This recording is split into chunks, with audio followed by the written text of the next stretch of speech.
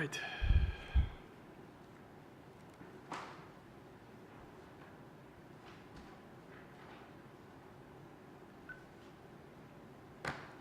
All right, good evening, everyone. Welcome to the Cicero-Jackson Township Board of Zoning Appeals meeting for August 20th, 2026. The time is now 7 p.m. We'll start with the roll call of members present. My name is Scott Bukowski. Mike Berry. Present. Mark Thomas. Present. Steve Zell. Let the record show that Mr. Zell is not present this evening. Harrison Masani. Present. Our legal counsel, Mr. Aaron Culp. Present. And our plan director, Mr. Zawadzki. Present. And thank you for recording again tonight for us, Ms. Terry Strong. With the amount of members that we have present tonight, I can declare that we have a quorum. However, I wanted to address the petitioners tonight, let them both know that they do have the option to, since we don't have all of our full board present tonight, they do have the option to postpone their part of the meeting tonight because it does require 3 votes favorable or 3 votes unfavorable to be passed either way. So with all 5 members present, there's an easier chance to do that. So that's up to the petitioners, but we do have a quorum tonight. I'll begin with approval of the minutes from July 16th, 2026. Has everyone had a chance to read through them? And does anybody have anything to notate? If not, I can entertain a motion to approve those minutes. Mr. Chairman, it's Mike Berry. I make a motion to approve the meeting minutes. Thank you, Mr. Berry. Mr. Chairman, Mark Thomas will second that. Thank you, Mr. Thomas. All in favor of approval of the minutes from July 16th, 2026, please say aye. Aye. All opposed? Those minutes are approved. We have no old business on the docket tonight, so we will move right into the first item of new business. Our docket number is BZA-0826-22-C4. The petitioner is Cargo Loop / North Hill Realty. The petitioner's address is 22275 North US 31 in Cicero, Indiana, 46034. We've got a number of items on the docket for the same petitioner. I will read the first one in. We will discuss these as a group of items from time to time. We will address them separately as far as questions go, and we will vote on all of them separately, but we will be discussing them at the same time. So the first one for C4, number 22 C4 is development standards variance application has been submitted regarding the property located at 22275 North US 31 in Cicero, 46034, seeking relief from Article 7.13 of the Cicero-Jackson Township zoning ordinance to not have a deciduous shade tree for every 10 parking spaces, whereas Article 7.13 states that there shall be 1 deciduous shade tree per 10 parking spaces. The next item that I'll read in is docket number BZA-0826-23-C4. Same petitioner at the same address. This one's a development standards variance application that's been submitted regarding the property located at the same address, seeking relief from Article 7.13 Cicero-Jackson Township zoning ordinance to exceed 30% of the parking spaces in front of the primary structure, whereas Article 7.13 states that a maximum of 30% of the parking spaces shall be located in the front of the primary structure. The next item is BZA-0826-24-C4. The petitioner is the same Cargo Loop at the same address, 22275 North US 31. This one's a development standards variance application that's been submitted regarding the property located at the above address, the seeking relief from Article 5.30 of the Cicero-Jackson Township zoning ordinance to allow a one-story building, whereas Article 5.30 states that building height shall be 2-story minimum. The next item is BZA-0826-25-C4, again with the same petitioner, the same address. This one's a development standards application that's been submitted regarding the property located at the above address, seeking relief from Article 5.3 of the Cicero-Jackson Township zoning ordinance to allow warehouse doors to face warehouse doors on the front facade face to the east, whereas Article 5.30 states that no warehouse doors shall be allowed on the front facade facing east. The next one is BZA-0826-26-C4, same petitioner, cargo loop, located at the same address, 22275 North US 31, is a development standards variance application submitted regarding the property seeking relief from Article 5.3 of the Cicero-Jackson Township zoning ordinance to allow landing berths to face east and be in front of the building, whereas Article 5.3 states that loading berths shall be oriented so as not to be visible from the east and be on the side or rear of the building. The next one is BZA-0826-27-C4, the same petitioner, the same address, development standards application been submitted regarding the property located at that address seeking relief from Article 7.7 and 5.3 of the Cicero-Jackson Township zoning ordinance to allow a reduction of plantings required in and around parking areas, whereas 7.7 article and 5.3 article state that plantings shall be within 15 feet of the building facade and every 12 feet. The last one is BZA-0826-29-C4. The petitioner is Cargo Loop, again, at the same address, 22275 North US 31 in Cicero.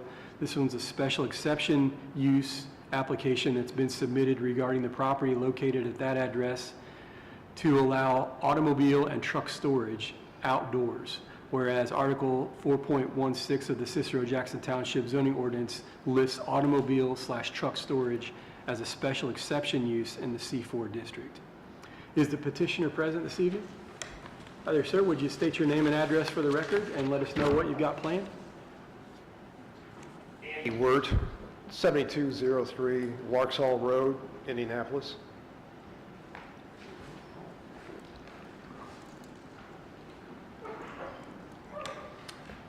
Good evening, Mr. Chairman, members of the board. For the record, my name is Andy Wirt. I'm here tonight as an agent for Cargo Loop LLC. With me in the audience is Andy York, Facilities and Compliance Manager for Cargo Loop. I understand from your comments early on, Mr. Chairman, that individual votes will be necessary, but with your permission, I'll go ahead and talk about the entire, all of our petitions at once. Feel free to condense it as much as you see fit, and we will ask, questions regarding probably each of them in succession. So go right ahead, sir. Thank you.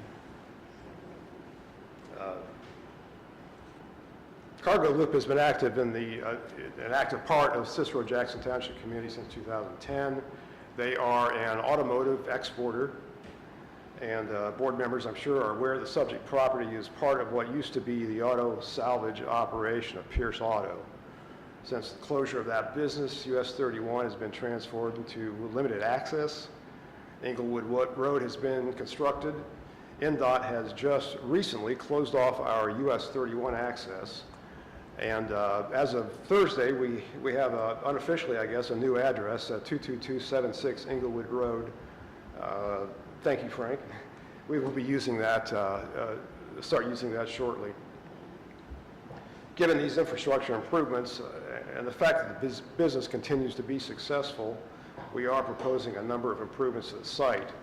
Not necessarily an expansion, more of an effort to create some operational efficiencies, as well as to provide some aesthetic improvements. We are proposing to demolish the existing 4,000 square foot building that is currently oriented towards US 31 and replace it with a 20,000 square foot office warehouse facing Englewood.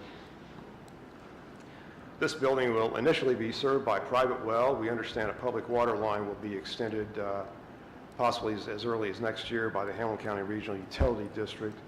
Once that is available, we will be connecting to that system. Sanitary will, for now, be facilitated by a holding tank as we're using now. There has been quite a bit of discussion amongst the various property owners in the area about extending that sanitary sewer line that's now located at 236th Street. We understand that that will not be a utility-funded extension. It's going to be on the property owners. So we are working towards that. No exact time frame as to when that will occur. So to facilitate our plans, we do need the board's help with a few development standards variances that have been recited here and on your agenda, as well as the special exception. So 6 variances altogether. While that may seem like a lot, I should point out that most of these are very similar and have to do with the building itself and just the nature of the business. And then we have the special exception, which is relevant only to the existing vehicle parking. All other uses are permitted uses in the C4 district, and there will be no change in the use of the property from what it is today. The building is, we think, very attractive. Current architecture has done a nice job with that. Height-wise, it has the appearance of a 2-story building when in fact it's just 1 story. Loading docks will be facing Inglewood. It's really unavoidable as most of the building needs to be accessible to semi-trucks. We believe that the landscape treatment that we proposed will go a long ways towards softening that building facade and just facilitating an attractive, professional, and pleasing appearance from the public road. So in conclusion, we're anxious to proceed with the next phase. We are very much aware that this proposal could set somewhat of a precedent for future development projects along this section of Inglewood. We're proud of what we put together here. We hope you agree that this project will be a very beneficial development for this part of the township. At this point, I'll conclude my introduction, and we're happy to address individual questions.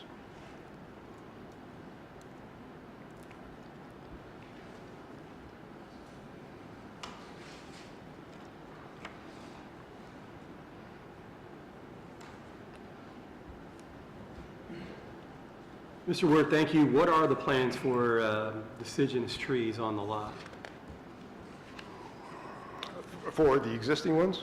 No, because we're wanting relief from the part of having deciduous shade trees for every 10 parking spaces. I'm curious, as far as the landscaping goes, how many deciduous trees are intended to be on that lot? Pull out my landscape plan here, my apologies.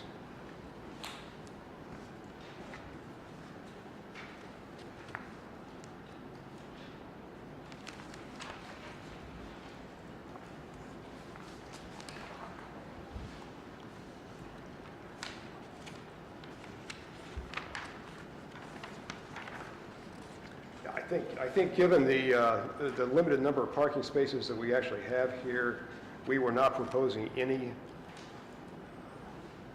trees in the parking lot itself. Those would be impediments to the frequent semi-truck traffic that we would anticipate. So we try to focus everything along the Inglewood Road frontage. Are these new trees or are these existing ones in this drawing on Inglewood? Along Inglewood, those are proposed. Okay. I think the variance we were asking for had to do within the parking lot itself. So the only tree you're planting is right along Inglewood in front of the fence? Correct, yes.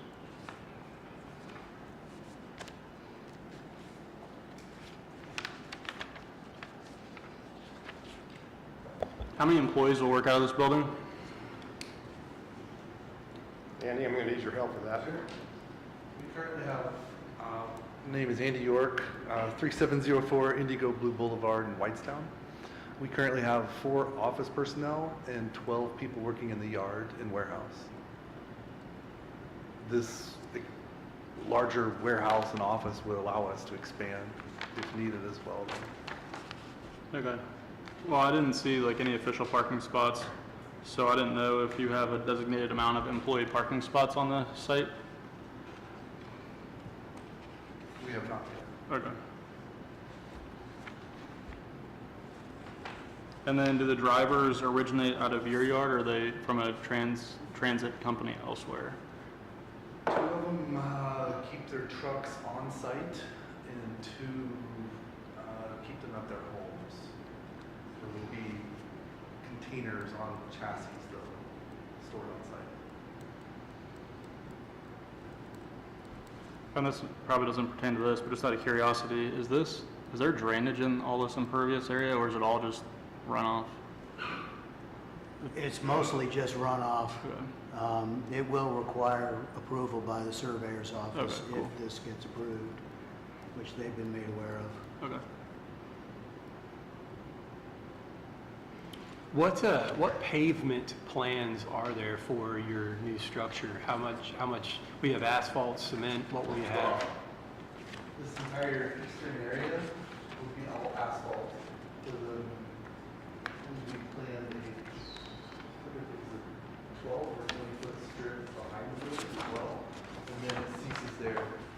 The rest will be the current surface of the lot now, which is like a compressed buildings. Oh, okay. gravel.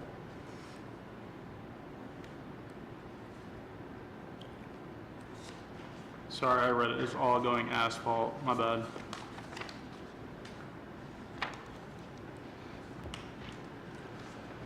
How many deliveries and receipts will you have each day? We're currently loading 6 containers a day, so it'd be 6 empties coming in and 6 full ones going out. And how many days a week? We work 5 days a week, Monday through Friday, on weekends. And is it just like a first shift operation or? First shift only. Okay.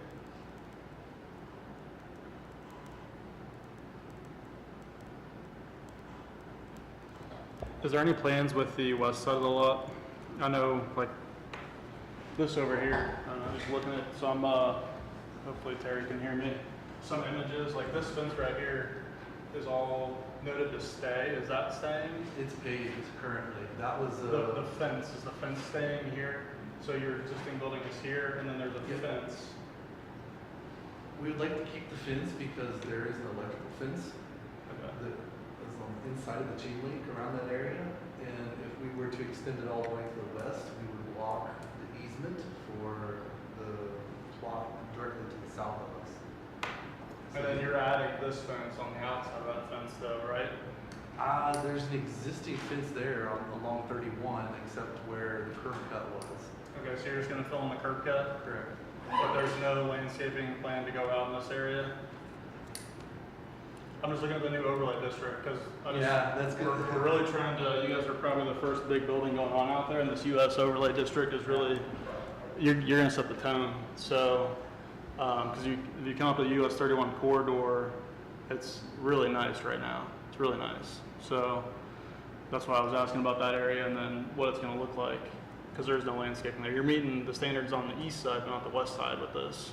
On the west side, the fence and the landscaping that's there presently was done at a request of the prior board meeting back in 2019. So do December 2019. they need to meet overlay district planting on that side too? There's existing landscaping there, which would be legal non-conforming standards since the overlay district was implemented after they met the previous standards and conditions of the previous variance, which they did. Is the landscaping on the inside of the fence? It's on the outside. Outside, Is it weeds? I don't see it. I mean, I'm on Google Maps right now from May 2026 and I don't see any landscaping. I see cinder blocks, cedar fence, and weeds.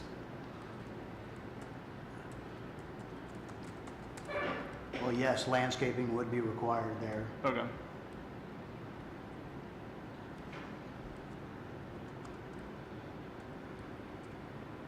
Mr. Mazzoni, are you looking at the street view? Yeah. Okay. Yeah, street view, yeah. I could have sworn there were a few evergreen bushes out there. Yeah, We there- had planted back in 2019. If there were, they were mowed over. Oh, boy.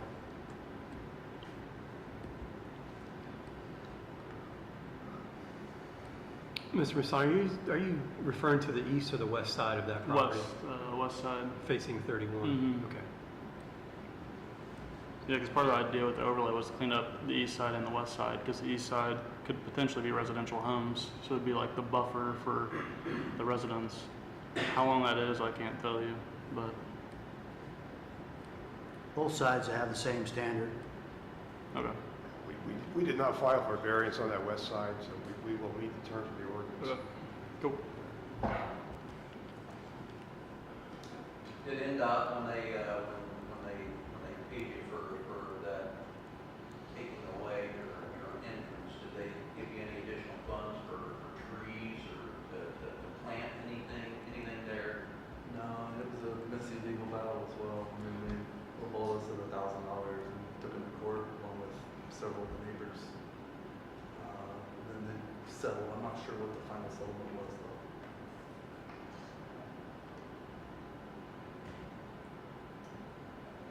But they were barely, not even giving us enough money to extend the fence. Mr. Culp, Mr. Zawatsky, the previous variance from 2019 is expired. Which variance, or was it all, it's not very clear even in the minutes that I read, which variance, or if they were all of, everything that was discussed in that meeting is expired as far as what we approved, I believe it was the land use. Yeah, it was the variance. land use. just the land use, okay. Yeah, because if you recall, we were trying to clean up, because we have a lot of land uses that are legal non-conforming out there. And so we were wanting to, in exchange for agreeing to the variance, we were trying to draw a line under some of those uses as they got phased out. And I think that was the reason there was an expiration date. But what they're proposing here, every use is permitted as is, with the exception of the special exception for the storage. But the rest of those are permitted with what they're doing today. The, Frank, if you could go back to what you had up there just a second ago with the satellite view, are either of the properties to the north or the south at all affiliated with Cargo Loop? Okay. 22271 is Auto E, car repair business. And directly to the north, that's all owned by Ace That's- Recycling. He's got the junkyard on one side and the construction material location on the other. Thank you for that clarification. That's kind of important. I believe that lot to the north, correct me if I'm wrong, Frank, is the one where the waste transfer station was proposed about a year ago. That's correct. Yeah.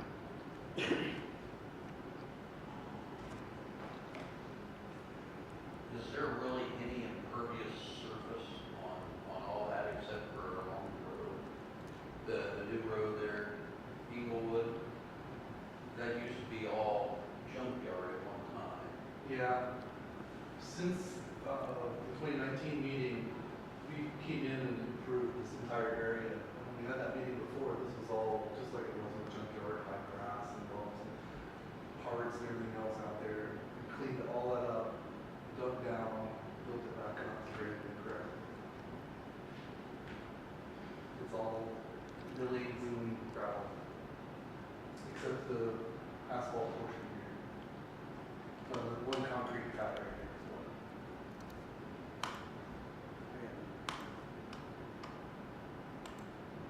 Here's the most recent.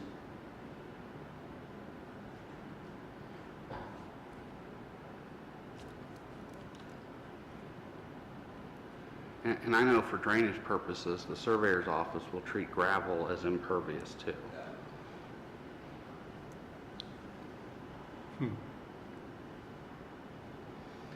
Okay, the next one is a maximum of 30% of the parking spaces be in front of the primary structure.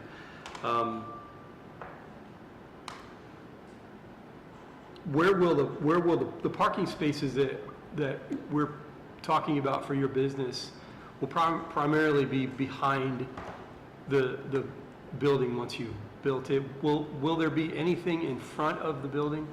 We're planning on a few spaces in this area near the entrance for visitors.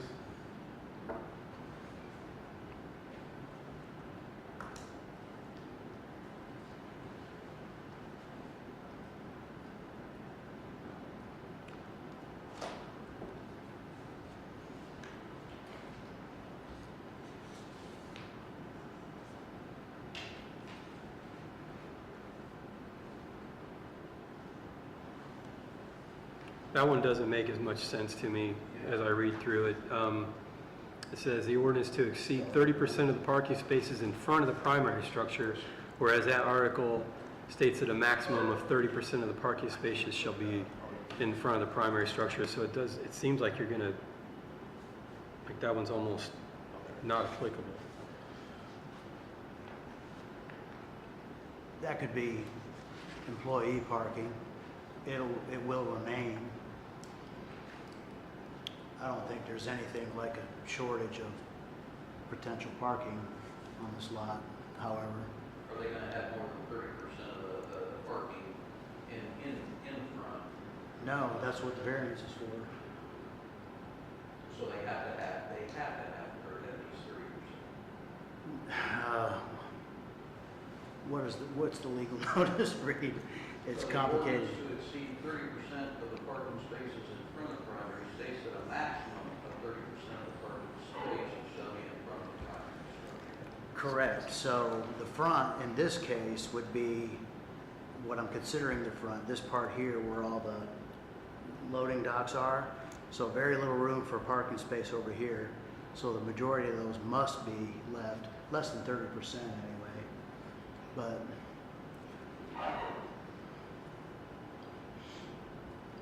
But there is parking on the other end of the lot,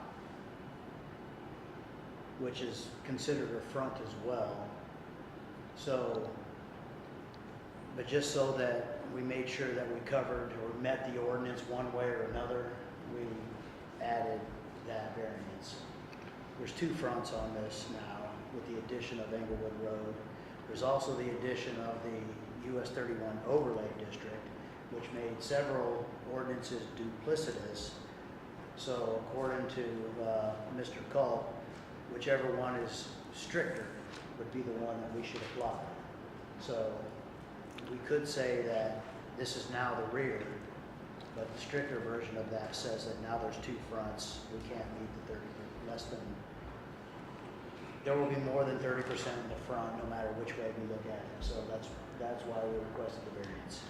Well, and then there was one variance where they needed a variance from both of them, the normal standard as well as the heightened overlay standard, and that's the one that cites to both sections. And that's because the two standards were, there was two standards for the same thing.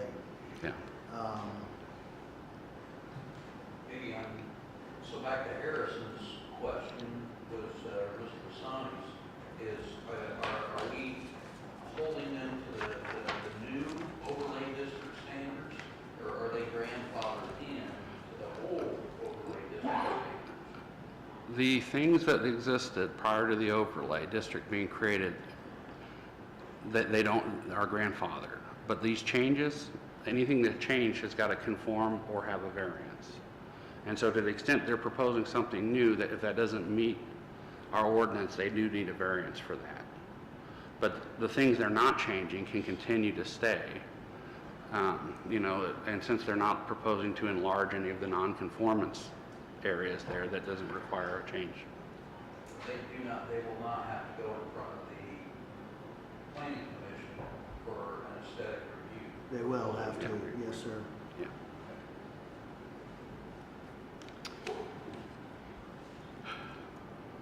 The next one is the height of the building. I'm going to need a little bit of explanation here because what I have pictured in my head would require a second story height-wise. For you to do what I think you're doing inside of the building unless it's dug down into the ground somehow. Can you explain that exactly what's going to be going on inside this building? In the warehouse area, we made in preparation of the cars to load them. So we use a forklift to pull the car up, pull the wheels off, disconnect the battery, just prep it for going inside a container. And at the same time, Just step up to the and at the same time, it's also the area where we've cut wood to build the superstructure inside the container to hold the vehicles, as well as cutting the straps that we use to connect them. And some storage would be limited to like motorcycles and high-end vehicles. In my head, what I have pictured is you in there with a giant fork truck Yeah. going over the top of things and around stuff to load into your storage containers that are backed up to the door. Is that accurate? Like there's some height Yeah. that you need to have in there? Oh, yeah. So I guess my question is, how tall will it actually be, and is it close to it being a second-story height? Yeah, it is. It 'cause seems we like were- it would have to be. We were actually planning on doing a second story above the office and doing a mezzanine up there Mhm. until we saw the price. And they're like, Oh. okay, we don't need it that much. So there is plenty of room to make it 2 stories. I believe it was 22 feet inside. 24 feet on the 24? outside. Okay. On the outside,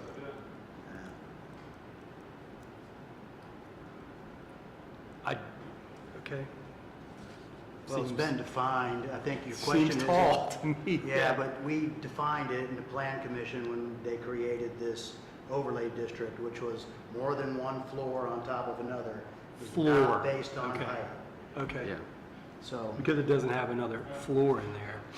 I think this, I mean, I think it's a nice looking 24 feet personally. Yeah. So, is there a reason that you would add a second floor? I mean, like, would you need it just for office space? We were Not planning the for mezzanine for storage. Okay, storage. Yeah.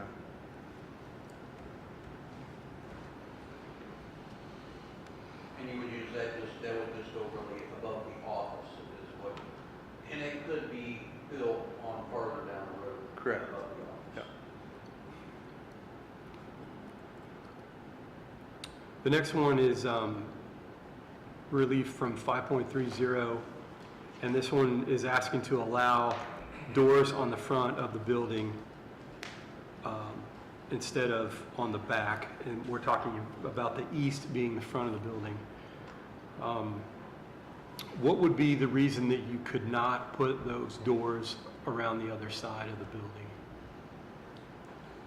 It doesn't work with the workflow that we had planned on how we would bring trucks in.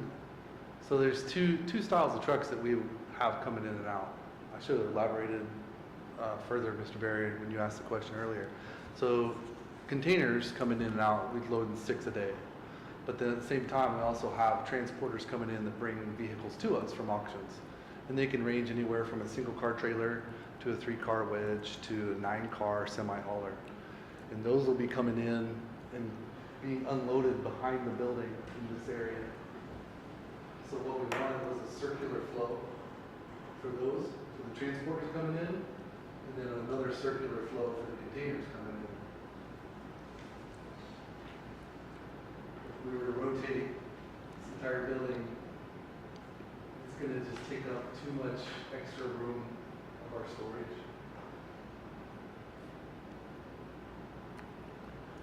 Well, in addition, if I'm remembering correctly from our conversation, Frank, they've got 2 fronts. They do. And so if they put it behind the front that's on the road, they're going to be their entrance, it's on the front that is the US 31 side of the building. Which meant the only way they could comply with the ordinance would be to be north or south of the building. I completely understand what you're saying, but in my head, in no way, shape, or form are there 2 fronts to that building. I don't agree, agree but with under that our at all. ordinance, that's how it's defined. 31 to me is not the front of the building anymore. So I'm thinking of this being the portion of the building that is going to face the commerce that's going back and forth through there. Again, it's going to be commercial for the most part. There's not a bunch of residents going on in that area, and it's not intended to be that way. In my opinion, if you, and the plan commission will, I believe, decide this, we just said, if you have enough foliage in the front of that, what I'm calling the front of the building, which is Inglewood,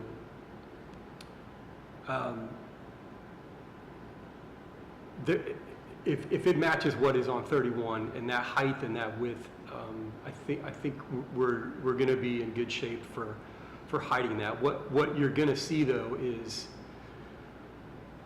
semis parked facing the main entrance and exit to not just Cargo Loop, but the other businesses that are intended to be up and down along that. So in order to protect, you know, the vision of what's going on there, there's gonna, in my opinion, a significant amount of blockage, fence, you know, partition to hide that if those semis are parking, again, what I consider to be the front of that building. That's my thoughts on there, my concern there with those trucks facing the front.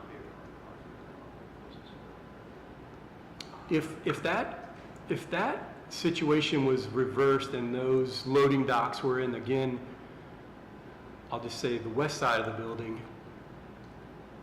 you would still, I assume, have the transporters that are bringing the cars in on the open capacity as far as car haulers. Those would still have to be in the, I'll just say, the west side of the structure, right? They wouldn't be unloading on the east side and then trucking around. No. Because all the car storage area is to the west. We want to keep it as close to that. Where we unload, we want to keep it as close to the storage area as possible.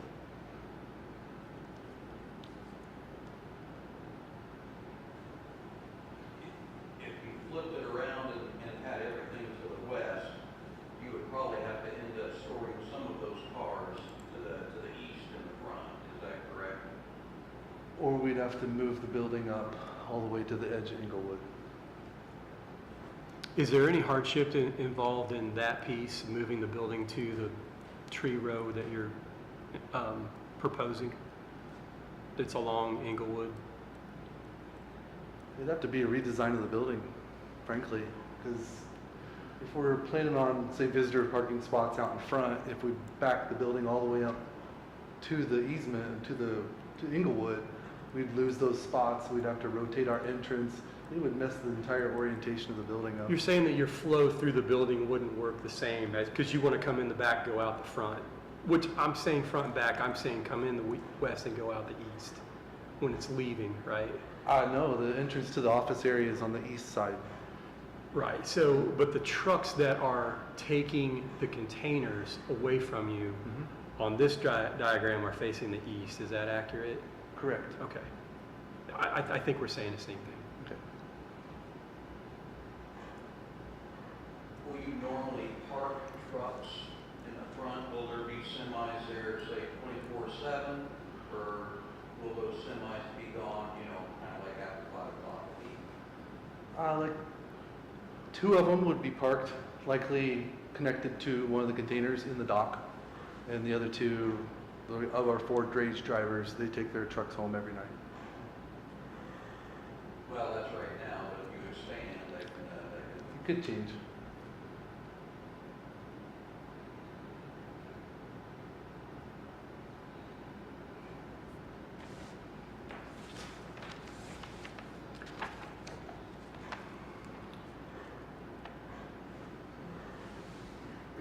Did they ever look at a north-south building orientation with the offices facing Inglewood? And then you could use the west portion, short side of the rectangle for your incoming trucks, and then north side for your loading berths, and then your office faces Inglewood. Because if you pushed your building to the north side of the South Drive, you could probably still have a loop and flow. I mean, I'm not a logistics person, but then it would at least meet the ordinances and keep 2 building faces and garage doors north-south. We explored different options and very preliminary on designing this. And for those 2 circular concentric workflows, this is the plan that works the best for us.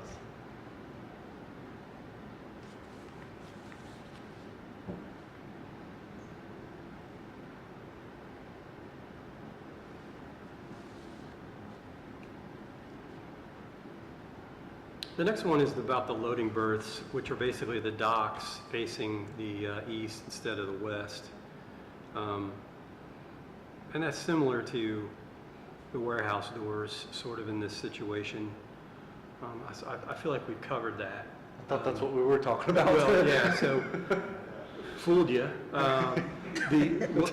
What we were talking about were warehouse doors Okay. being In this case, on the front of the facade. there are no warehouse doors in the front, Well, I think that we would, other than, well, in the loading docks, I guess. so, okay, I guess I'm a little confused there because the one rendering that I'm thinking of is actually the back or the west side of the building, so, yeah, so this is the east, right? And I think, yeah, the top there is the north, is that correct? Correct. Okay, And then the west elevation, the second one down. Mr. Cole, is this where you're saying that there's two frontages? Yeah. Okay.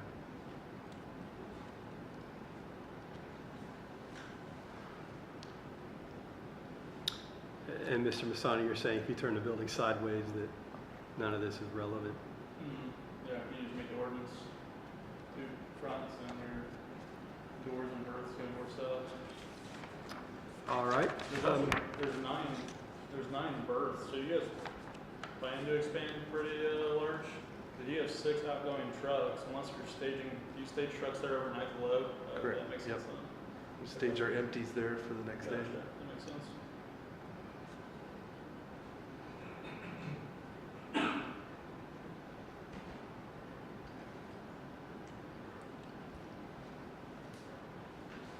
The next one is reduction of plantings required. I think we covered that because of the usage of land, and actual plantings are not conducive to storing automobiles. Understand that one. Anybody have any questions or concerns around that one?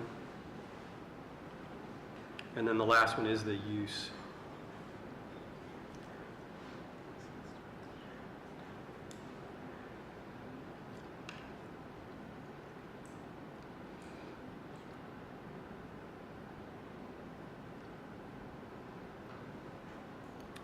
Any questions for the petitioner around either of those last two items?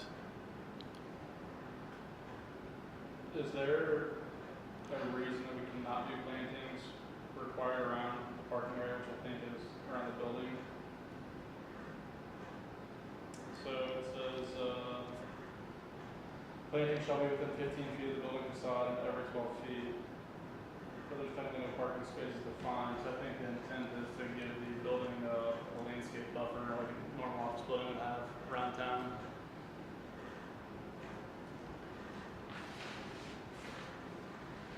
So basically right in the office building. It's talking like right at the edge.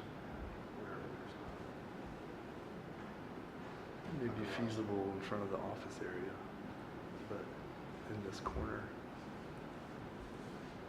I think we're getting close to the setback on this side. And then there's doors. Wouldn't want to block. And there would be traffic coming in and out here. And you couldn't do it in the dock because it's going to be a recessed dock. Yeah, where there's a recessed dock, it's very difficult to get anything, and you could possibly get some building-based landscaping around the office area. Or have some area in the back. How effective that would be, I don't know. But again, we're dealing with garage doors.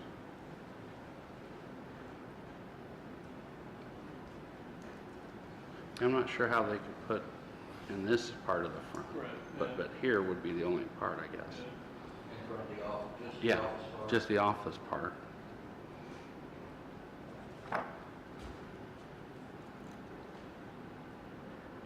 This says to allow a reduction of plantings required. Are you intending to have any plantings around the building at all?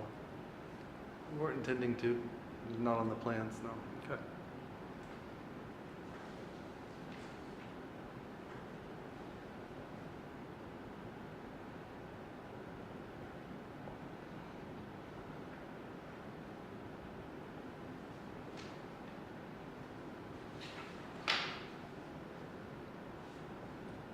I don't want you to take any of my comments as picking on you.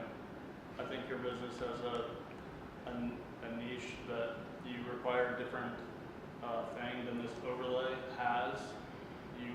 I think you'll be the first one to the BZA under this overlay, I think, because that Coors was prior to that, so you'll be the first Yeah. one.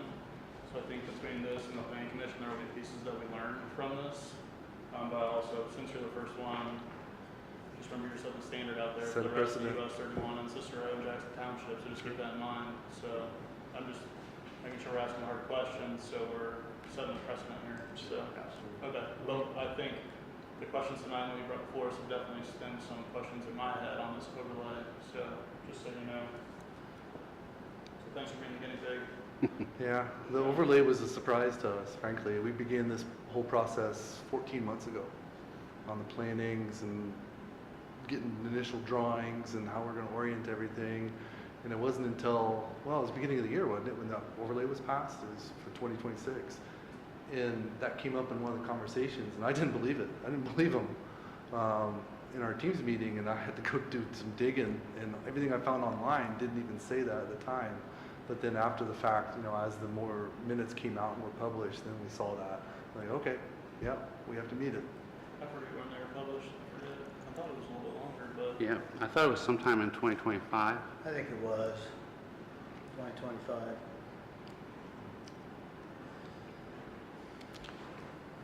Well, and, you know, that was precipitated by the county's efforts to develop this area. We decided that we wanted to have some heightened scrutiny and requirements out there. I mean, we definitely want to look nice and look modern, professional, clean cut, and, you know, not like a junkyard. But we also don't want to build a Taj Mahal in the middle of a junkyard, because we're surrounded, but look what we're surrounded by, you know? And eventually, if these guys make changes, they'll have to go through the same process. I understand that. But we're going to stand down for a long time. Yeah, you guys can set the precedent. So if we gave them the variance here, the BZA for the trees or the landscaping, that would go for the whole thing. We could, once you go in front of for the overlay, and we ask them if we want some sort of landscaping in front of the office, we can ask them at the planning commission Yes. for that, or if we give them the okay, the BZA, they've got that. Those are two separate approvals. You can give them a variance. Now, what is approved ultimately by the planning commission, they'll look at the fact there's a variance, because otherwise they would have to insist on meeting the ordinance. And so if the variance is approved, they can say, fine, you don't have to meet the ordinance, but we're still going to require these plantings here and these plantings there. They still have that authority. And you could also make it a condition that approval of that variance on them making any modifications or changes to the landscaping plan that are put in place by the planning commission. And I anticipate that they'll have a lengthy discussion about that when that gets to the planning commission. Mr. Culp, the reason for the language of that variance, a reduction in plantings around the base, was to address that exact concern. And we don't, or they don't want to put plantings around the building at all because of the nature of the business. It's concrete, it's trucks, it's just industrial. That's why we worded it that way. Yeah. Well, and based on my understanding, their idea is for the plantings and the landscaping to be out in the front along that road, which blocks the view of the business. Correct. And so they're accomplishing it. They're making it look nice by hiding the building as much as possible. So would the plan commission then be able to say no, overrule these guys? They wouldn't be overruling them. At the end of the day, they're in charge of the aesthetic review. And yes, let me reread this just to make sure that I've, because as this is written, this is giving an exception from having to plant those every 12 feet. But it's what they're asking for, that they have to plant none. It just says reduction. Yeah. Okay. It's a reduction to 0. If you approve 0,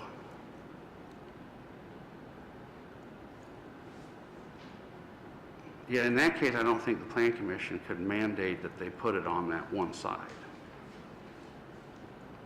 I was just thinking we were talking about reducing it to not have to put any in front of that area. Well, the intent of the language was to eliminate.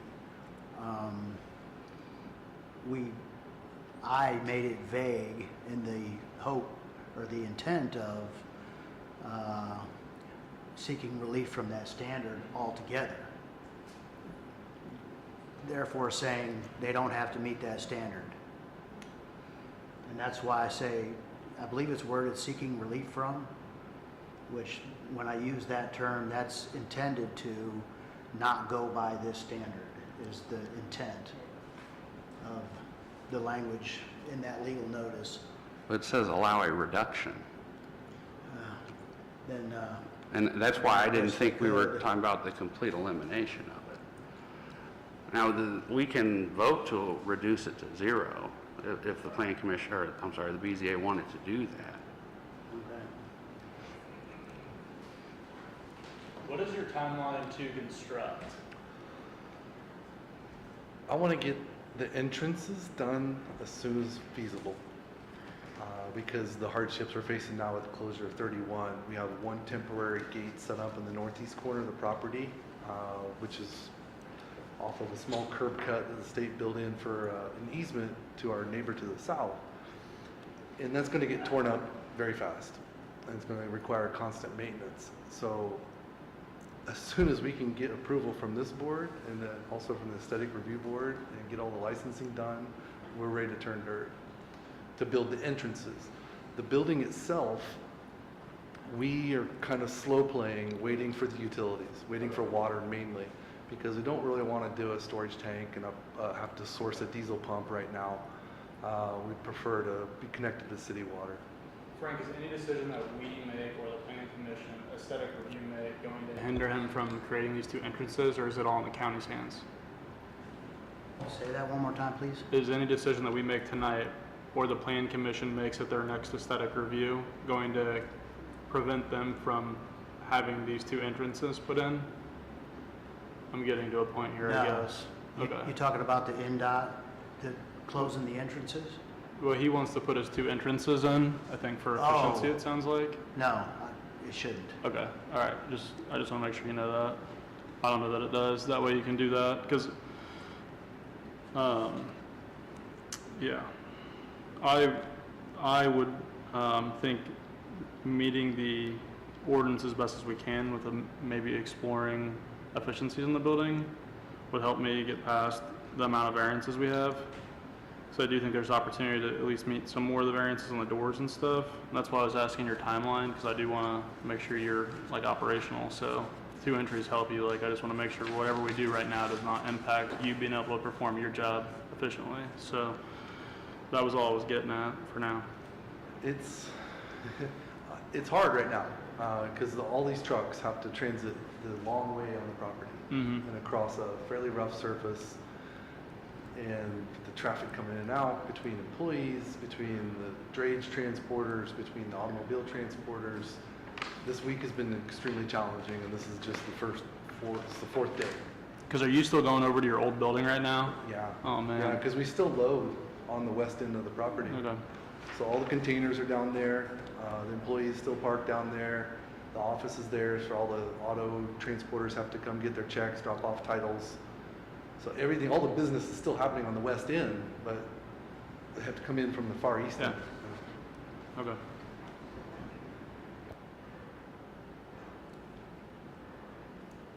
And right now, you only got the 1 entrance on the far east. Correct. Have you applied for the road test already through the county? No. Or do you have to do that through the county?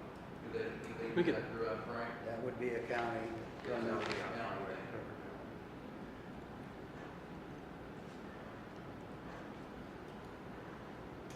This is a bigger step to get past first.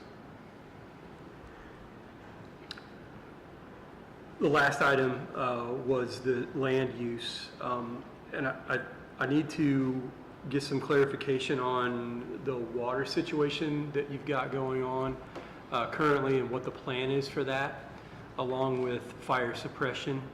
and how that's intended to work without having the commercial hookup to water and sewer in play yet? See, right now on our plans, we have one or two wells, depending on how many we need, in a suppression tank to hold the water. And then we also have to have a pump building with a diesel pump as well to be able to supply the flow rate for the sprinklers. That's incredibly expensive.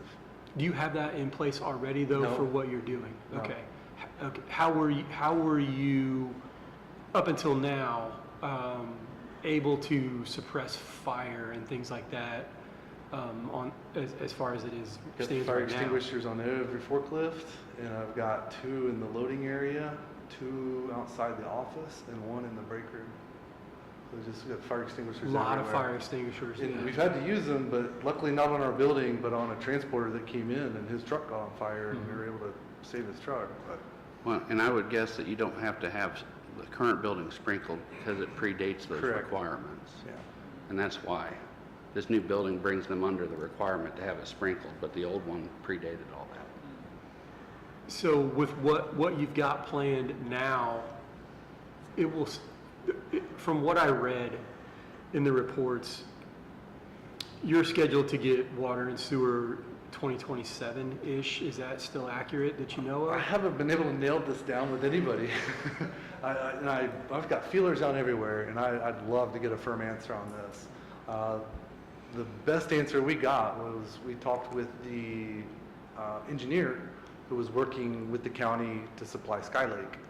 And they had initially a plan to go straight south from the water treatment plant at 236 on the west side of 31, but they have since changed that idea and decided to extend the municipal water that goes down Englewood to go south of our whole cluster of commercial properties and then cross over 31 to get to Skylake that way.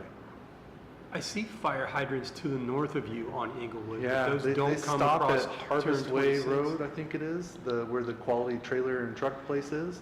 They stop there. There's a lift station for the sanitary sewer. And there's hydrants all the way up until that point, and there's even a hydrant down that Harvest Way, all the way back where quality is. It seems like it's close. It's very close. But what you have arranged on your plan that you're presenting to us mitigates that for the time being until such a point when you do have what Correct. you're going to full on need. My hope is that as we progress through this process, that date for getting municipal water is established and firm, and then we can adjust our plans for the building around that. Because I really don't want to go down this road, because it would be something where 6 months later, now water's there, we don't need this. And it's over $200,000 for the pump and that tank.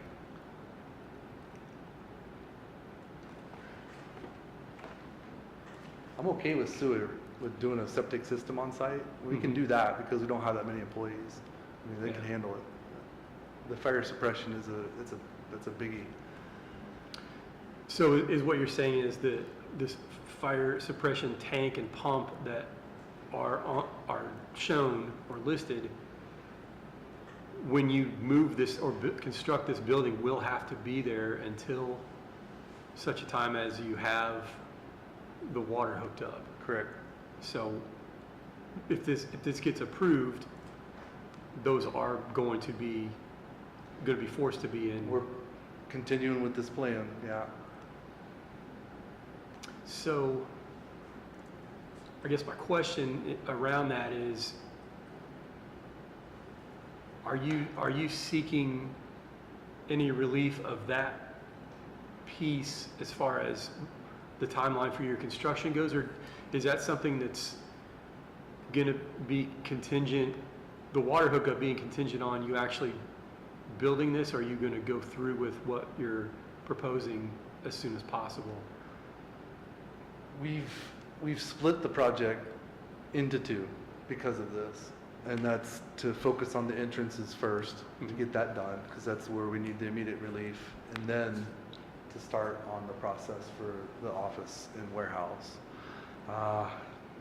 Timing on that has so many different things. I think it's one reason why I've been hitting so many people up and trying to figure out when we're going to get water, or when the water is going to be extended. I can't get anybody to answer me. So. anybody here has any insight, I'd love to hear it.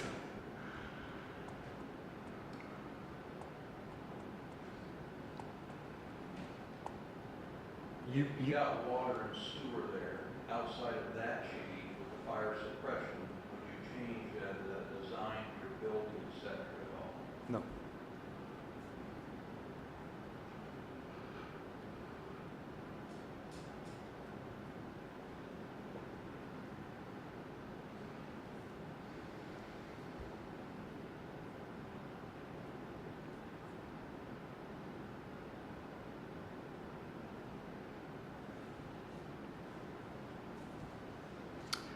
All right, board members, anything that we're missing here before we open to the public? One more question, Frank. So once we give approval tonight, do they have to start, do they now have a year that they have to start, or how long is that good? I think it's 2 years. Is it 2 years? 2 years. Okay. But at one time I thought we had changed that, 2 years.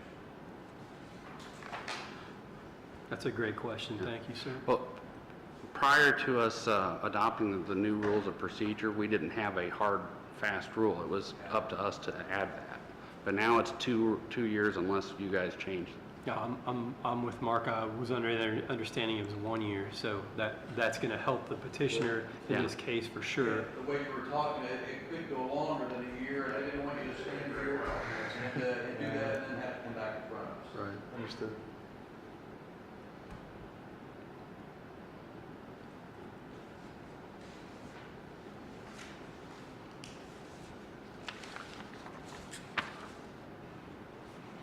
All right, thank you, gentlemen.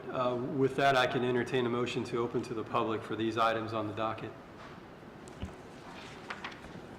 Mr. Chairman, Mark Thomas, so moved. Thank you, Mr. Thomas. Mr. Chairman, this is Mike Berry, I second that motion. Thank you, Mr. Berry. All in favor of opening this portion of the meeting for these items on the docket, please say aye. Aye. All opposed? Okay. This portion of the meeting is open to the public. If you'd like to speak to any of these items on the docket, please step up to the podium and state your name and address for the record.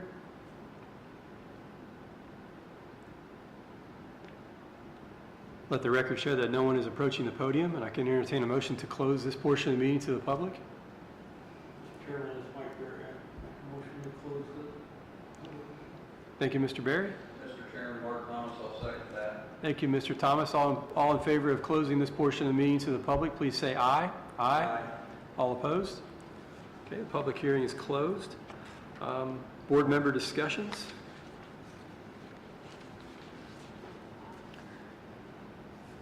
Considerations that we need to take into play for any of these items? Stipulations?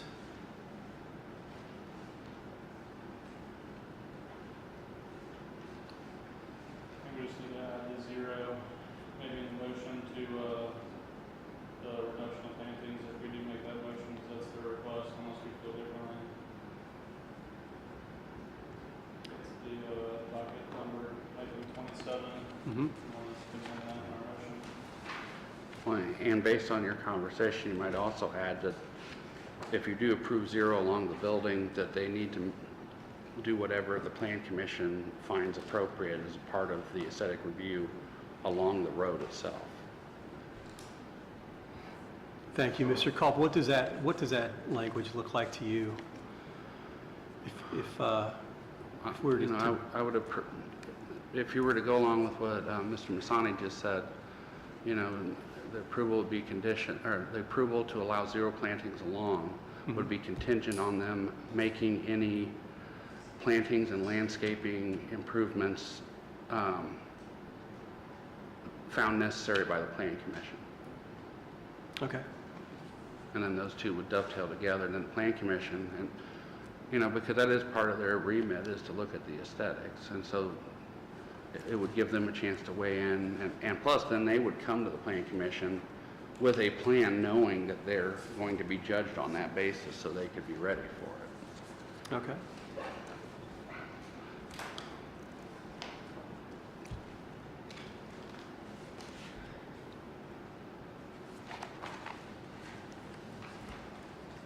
Did you catch that, Harrison?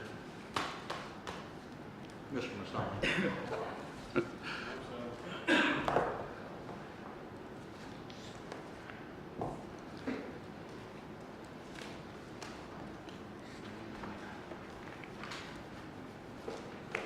All right, so for tonight, for these items, because there are so many of them, the motions that I'd like to entertain do need to contain some of the verbiage of what's being applied for in the motion, just to make sure that the record's straight.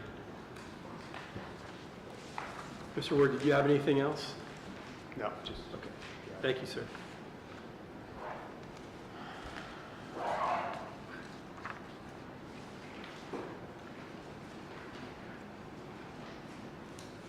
And as I stated, primarily, we will be voting on all these separate.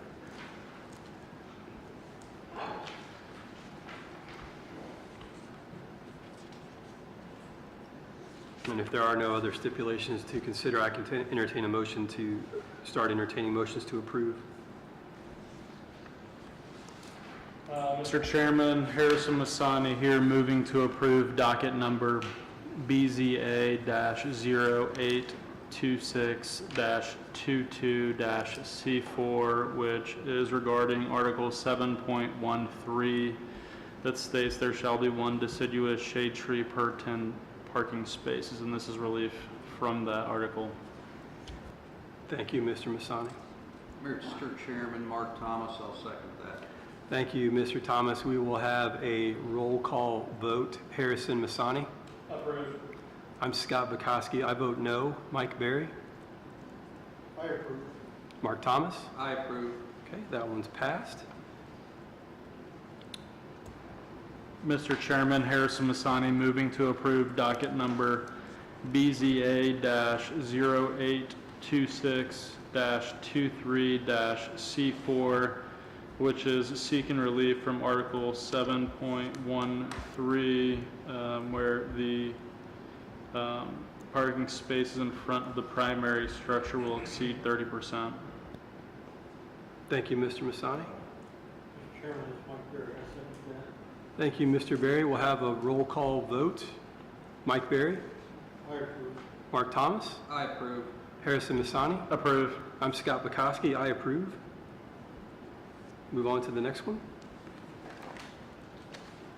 Mr. Chairman, it's Harrison Masani again, still here.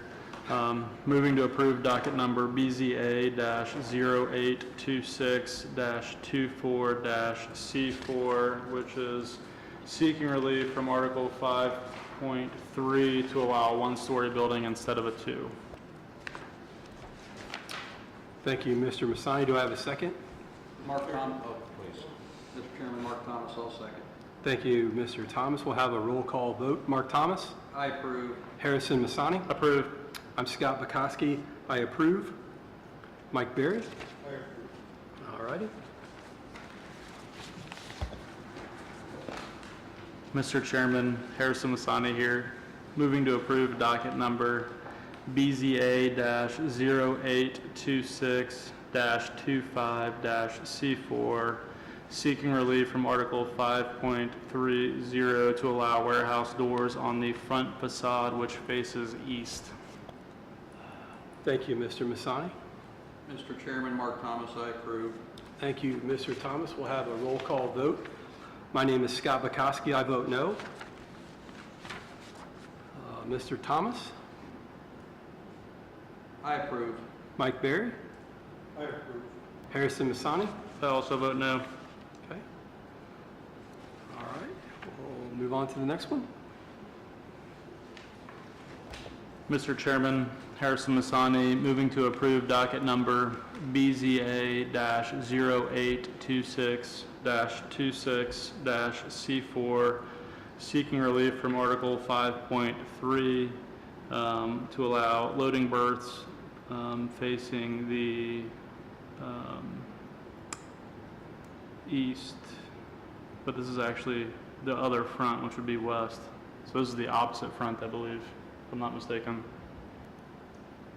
So it says loading berths to face the east and be in front of the building. The way the standard reads is visible from the road, I believe, so Okay. that's what this variance is for. All right, first, can I have a second? Mr. Chairman, Mark Thomas, I'll second. Thank you, Mr. Thomas. We'll have a roll call vote. Mike Berry I approve. and Mark Thomas. I approve. Harrison Masani. No. And I'm Scott Bukowski. I vote no.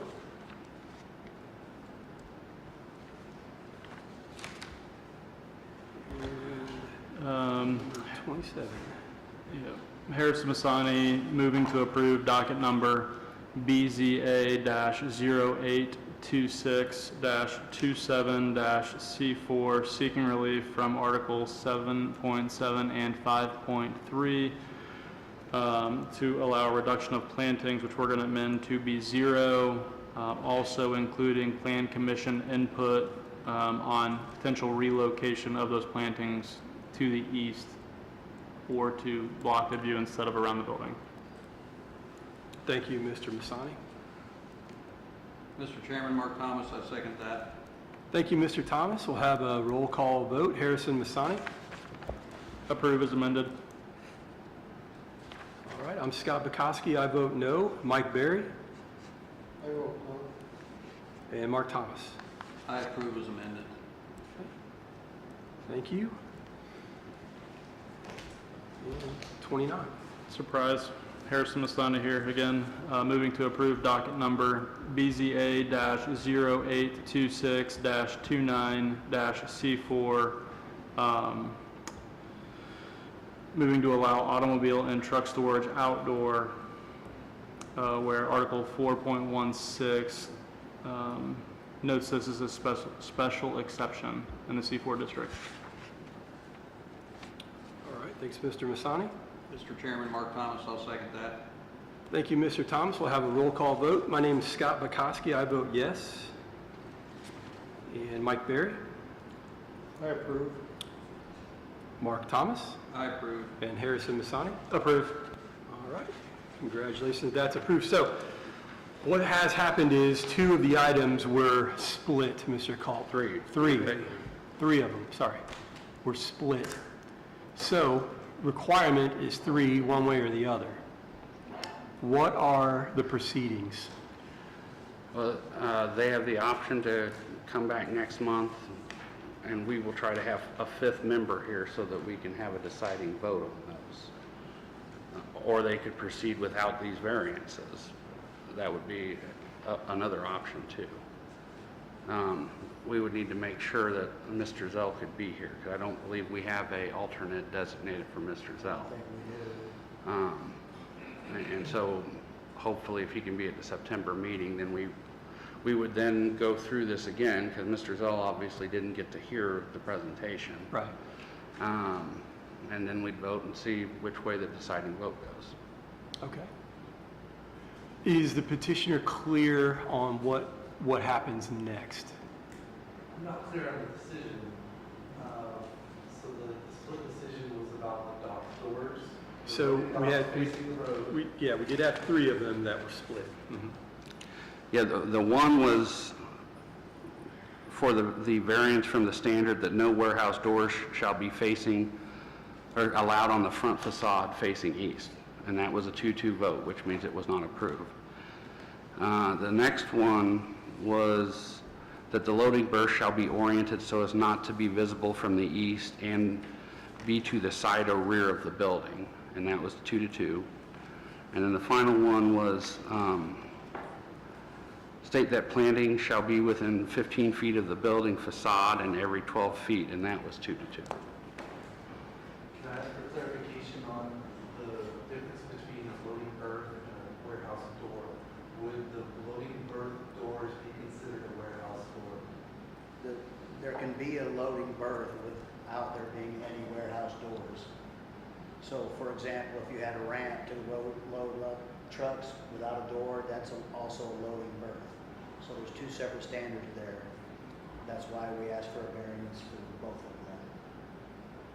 In this case, the loading doors are in the same location as the berth, but there's 2 separate standards, so 2 separate variances.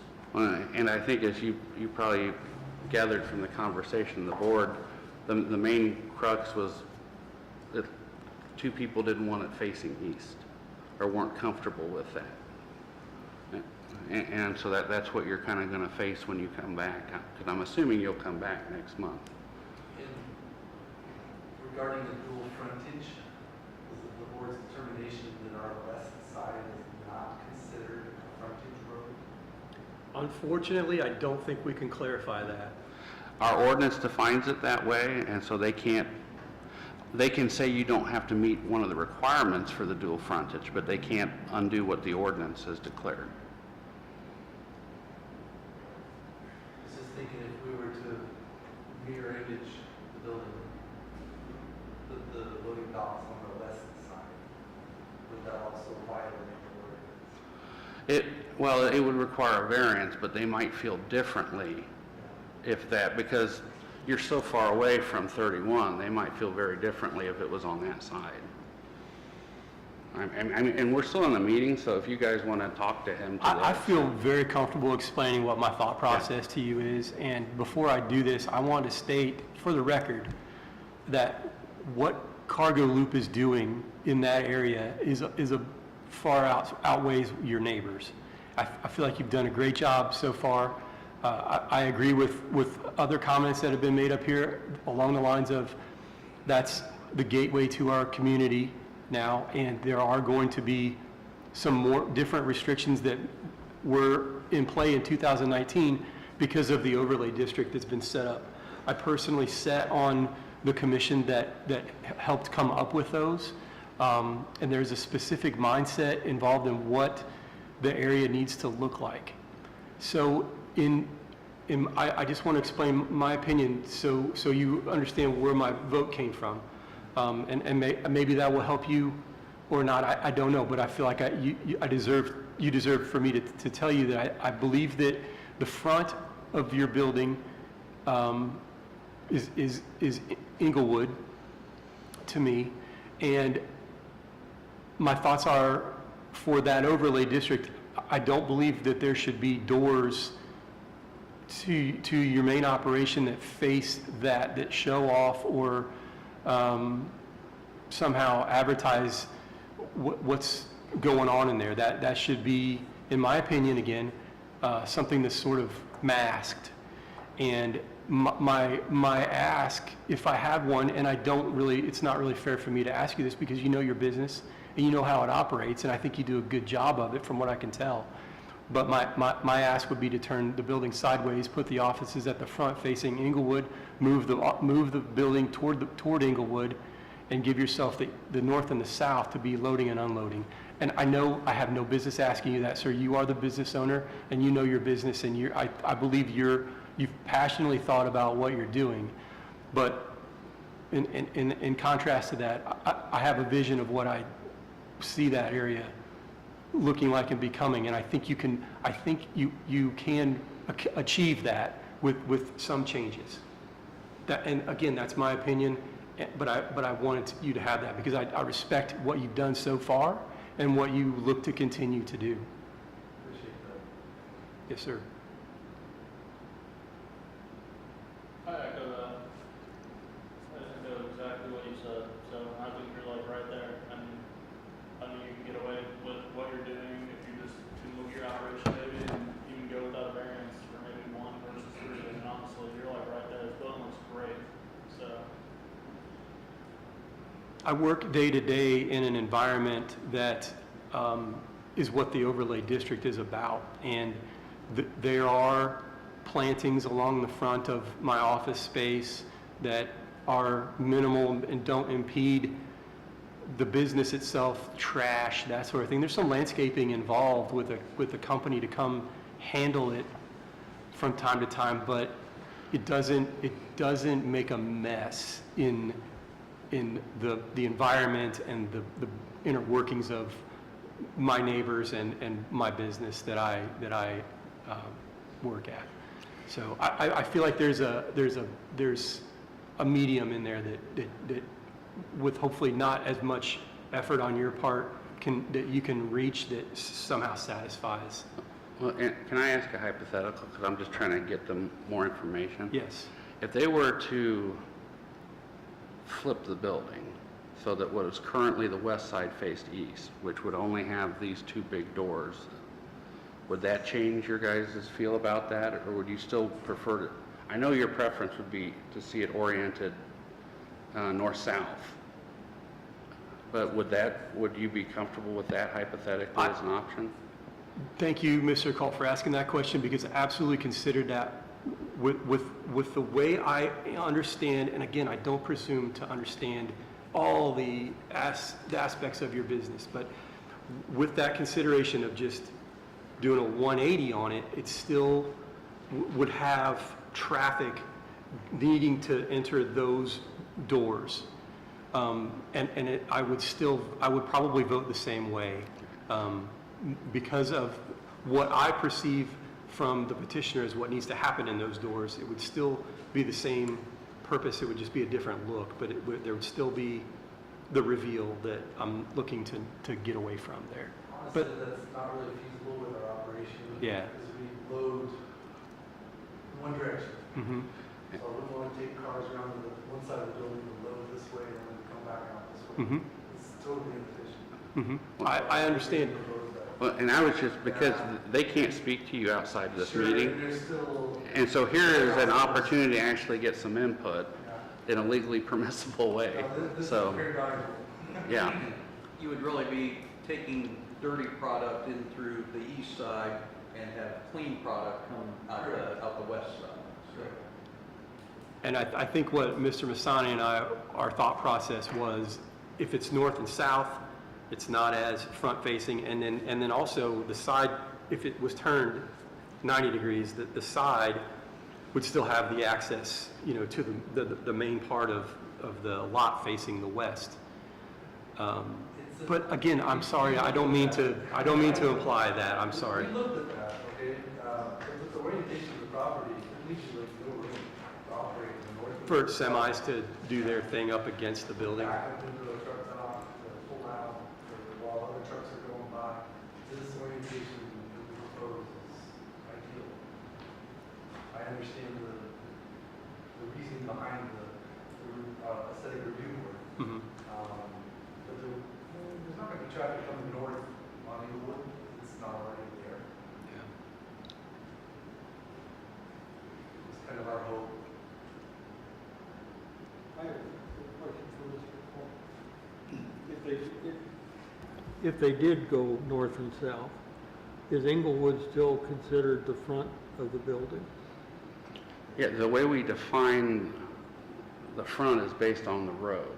And so the fact that it's on a road, and that's why US 31 borders it on the other side, that it's considered to have two fronts. Kind of like when we've got a house on a corner lot, Yeah. it's defined as having two front yards, so it can only face one direction. Okay. Just having an office on the east side, with the north-facing docks, we would still have warehouse doors facing Inglewood. You can bring up the plan for the building. There's a storage area, a forklift parking area, maintenance area, and a storage area. We would build that over there doors on the north elevation here, that would be facing Inglewood. If we were to rotate the building 90 degrees.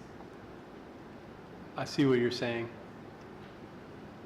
And is that top, on this screen, is that the other end of the offices? Correct. Okay.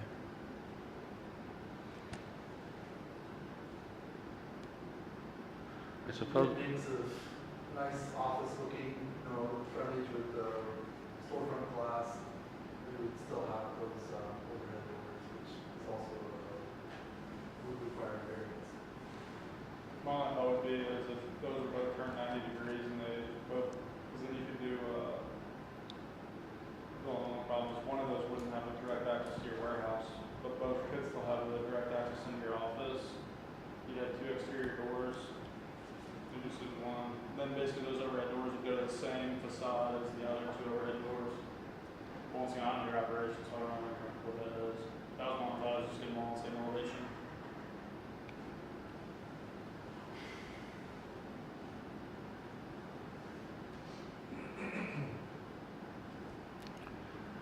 Now, if next month, if the petitioner comes back and they make a case as to why it's not possible for this operation to work on the other orientation, like maybe with measurements or something, would that possibly make you reconsider your position, or?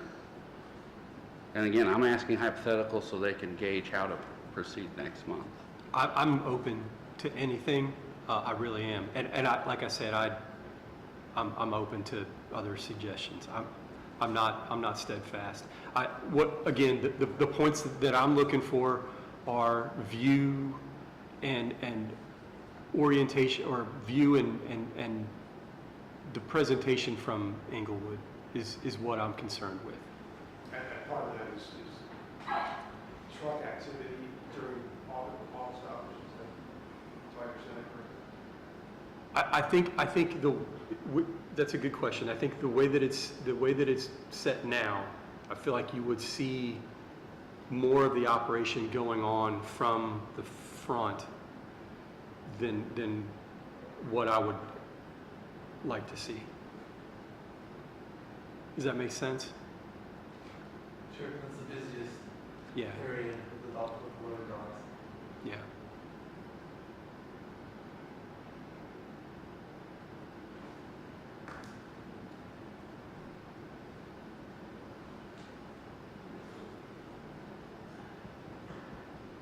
Thank you, gentlemen, for taking the time to further explain. Yes, thank you for coming in and doing your due diligence, and please come back. If we can discuss this further, I would love to, because I do respect what you're doing and what you've done and what you continue to do, so.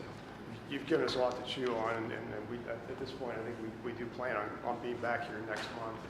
If there's a major redesign that we come up with, I don't know that we'll have time. It may take a couple of months, but I think we're certainly open to at least adding some landscaping around the building. The hitch is that we just can't discuss it with you. Frank can talk to you all he wants. It's just, we're like sequestered in that aspect, sort of. So. Well, and just so we have it on the record, so they don't have to deal with notice, for the 3 agenda items, which would be BZA-0826-25C4, BZA-0826-26C4, and BZA 0826-27C4 that were ties. Those will be heard again on September the 17th, 2026 at 7 p.m. here in the same location. Now, if you are doing a redesign of some sort and you want to continue that, you can tell us and we'll do the same thing, and that way you can come in October if that's going to work out. And so I would ask that we table the 3 of them, that we don't have a final decision. Do table them even though we voted on them already? Okay.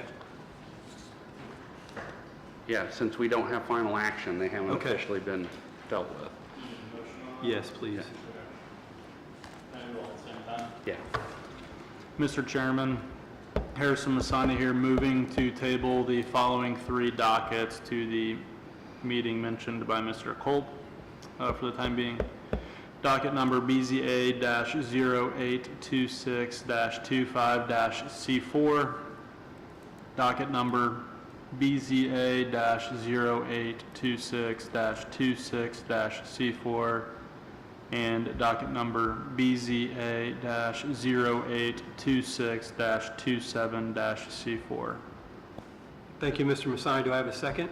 Mr. Chairman, Mark Thomas, I'll second that. Thank you, Mr. Thomas. All in favor of tabling these 3 items until the next meeting, please say aye. Aye. All opposed? Okay, these 3 are tabled. Thank you, sirs. Next item on the docket is BZA-0826-28-R1. It's Josh Wolfington at the address of 14 Point Lane, Arcadia, Indiana, 46030. It's a development standards variance application that's been submitted regarding the property located at that address to allow an accessory structure to be located in front of the primary structure, where Article 7.5 of the Cicero Jackson Township zoning ordinance states that an accessory structure shall be located to the side or rear of the primary structure.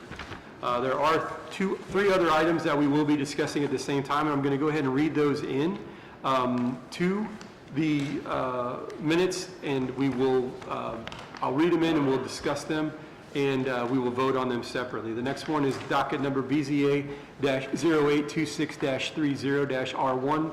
The same petitioner, Josh Wolfington, at 14 Point Lane. Development standards application submitted regarding the property located at that address to allow an accessory structure to be 4,928 square feet, whereas Article 7.5 of the Cicero-Jackson Township zoning ordinance states that an accessory structure shall not exceed 65% of the finished floor area of the primary structure in an R1 district. The next one is BZA-0826-31-R1, the same petitioner at the same address, which is the development standards application that was submitted regarding the property located at the same address to allow an accessory structure to exceed 20 feet in height, whereas Article 7.5 of the Cicero-Jackson Township zoning ordinance states that an accessory structure shall not exceed 20 feet in height in an R1 district. And the last one is BZA-0826-32-R1, same petitioner, Josh Wolfington, at 14 Point Lane, Arcadia, Indiana, 46030, which is the development standards application that's been submitted regarding the property located at that address, seeking relief from Article 7.22 architectural standards, whereas Article 7.22 of the Cicero-Jackson Township zoning ordinance states that an accessory structure shall give brick or natural cut stone as a primary building material on all facades of the structures in an R1 district. The petitioner present this evening, if you don't mind, please state your name and address for the record and let us know what you've got planned. Yep, good evening, Josh Wolfington, 14 Point Lane, Arcadia, Indiana, 46030. So I'm here this evening to discuss a secondary accessory structure to the side of my primary residence. It's an 88 by 56 pole barn. That'll be a mixed-use building, primarily for storage and an area for my kids, so like a half-court basketball court inside. The variance request, one is for the location of the building. As you'll see on the plot that I put in there, it'll actually kind of be off to the side of the residence. And we were actually very thoughtful in the process of this when we built our home. We built our home and we moved in June of 2020. So we probably got our building permit in 2019. And we offset the home on the property for future plans of this actual barn here. So you can see how it's offset to the side. There are pine trees lining the northwest property line to the neighbor there, so it's already hiding the structure. The other variance request is regarding the size. Excuse me, let's go back to the first variance request. If you look at other properties in the neighborhood, with it being a lake neighborhood with the primary residence on the lake side, most of the homes, their properties, the front yard is considered pretty much the backyard because of the lake, and the backyard is technically the front yard. I would say 70% of the homes in the neighborhood that have accessory structures are in the front yard, and of those 70%, approximately about 25% of them are the same structure, building materials, and roughly similar sizes. Going to the height variance. The height variance, so we're looking at 18-foot sidewalls. The reason for that is because of the basketball hoop size, and also that door there to the southwest will be a closed-off shop structure that will house lawn equipment and tractor and things, so it'll be closed off so dust doesn't go everywhere. So because of that, it needed to be a little bit higher. Again, very thoughtful on the planning of the aesthetics. So if you'll see, this is just kind of my drawing, but I put a triangle there that will mirror the front of our home. So it'll have the same pitch, so aesthetically it'll be pleasing. The barn doors will also be the exact same style and color of the home, so they will also be mirroring. And then the posts out front on the walk-around porch will also have stone around the base, mirroring the front of the house as well. I'll just pause there, see if there's any questions. I think that's the Yes. gist of it. So Frank, if you go back to the last one that you had up showing the two doors with the, is this facing the lake that we're looking at here? Yes, so that, it's kind of odd shape because of the way the structure of the lot. So it's kind of angled south to northeast. So that'll be facing southeast. Okay. Yep. But it does sit back a little bit of ways on the property from the lake. And it's a very wooded lot. You likely wouldn't even be able to see it. That was my next question. Can you see, would you be able to see the structure from the lake? Yeah, if you go back to that overhead, whomever's controlling, sorry, I don't have it in. Yeah, you see all those trees right there to the south west there. Yeah, so you pretty much wouldn't be able to see it. Yeah, it's kind of tough to see where the lake is actually in that picture, Frank. Yeah, if you have the Google map view, Working on that. Yeah, if you go to the 2025, it's better. However, it's also during the winter. yeah. So you can see there, closer to the lake, most of those trees off of the dock there would be hiding the majority of that. Yep. So it'll actually, this will be moved, it'll be sitting like right here. You know, so all these trees are still here. There's trees that line the lot right here. The only area that's not lined with trees facing the lake is right here, right off the back of the house. Gotcha. Is that structure that's there now, will that still be there, or will you remove that? We're not going to remove it. We're going to actually just move it. We thought about moving it down further into the trees or moving it over here. Gotcha. Yeah.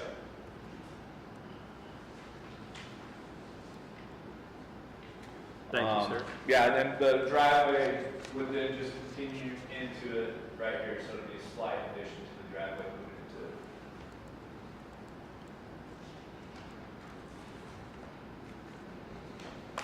Looking at your drawing, you have windows at the top. Is this a So- two-story building above there? Half of that side there will be a loft area, yes. So just the two sliding windows, you can tell the difference. Two are sliding, two are not. Two are fixed.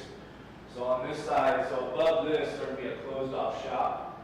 And then up top, there'll be a loft overlooking the rest of the building.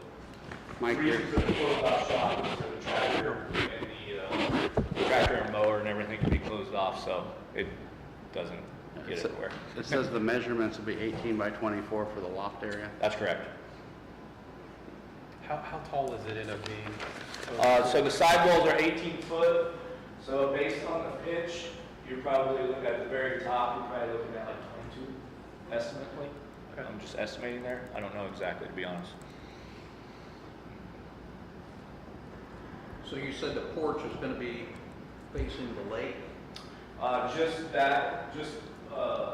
This area right here, that's the only area that will be facing the lake. This side with the actual entrance actually faces the side of our house. So what's the side that's facing the road look like? Yeah, so it would just be, if you keep, I don't think I have it in here, to be honest with you.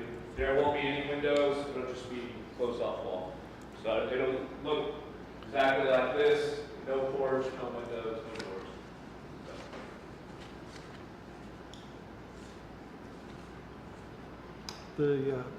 The two large doors, you mentioned farm equipment going in there, or what? So on the other side, the larger doors that are 12 by 14, one would be for our boat storage, and the other one just perhaps future use if we were to get like an RV or something. We don't have anything right now, but just planning for the future if we needed to store it. Okay, so it's not agricultural equipment? or No, anything? sir.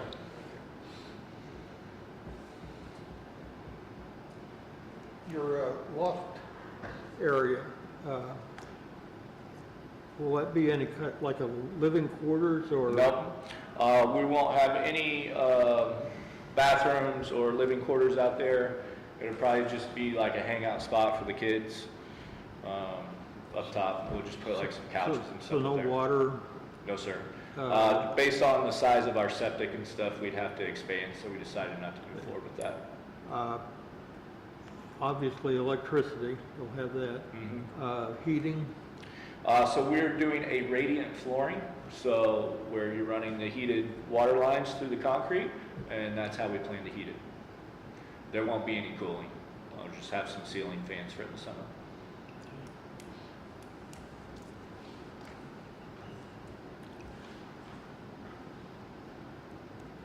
The color is going to be the same as what you've got here. Yeah, so it's going to be charcoal gray and then the roof black. We're going with a more expensive metal. It's not the common rib metal that you typically see. It's actually the board and batten metal, so it'll mirror the house. So our house is white board and batten, so it'll have the similar, it'll be metal, but it'll be similar looking. Yep. You didn't want it to match your house, kind of all. We thought about it, but no. My wife has plans of perhaps painting the house. I'm sorry? My wife has plans of perhaps painting the house. Match the barn. A darker color, not that charcoal, perhaps like a darker green, she thinks. How many square feet is your house? The main level is 2,500 square foot with a full basement. So you're looking at just over 5,000. And that's not exact. I'd have to look at the plans as rough estimates. I'm good with rough estimates. But we just, yeah, like I mentioned earlier, we just built in 2020. And at the time, we did plot this barn on the lot when we got approval for the house as an extra step. But If I remember right, when I drove by it, your house is, the front facade is taller. yes. It's almost like a two-story. Yeah, it looks two-story because we have vaulted ceilings in the living room. So it's a very high pitch. So this actually won't be as tall as the home itself. Yeah.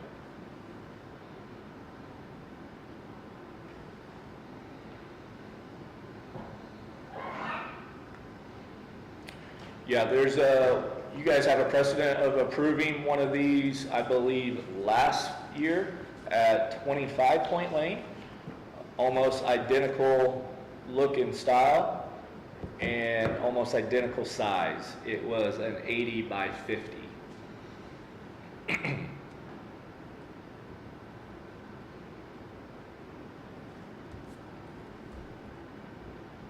And his was more in the front of the yard.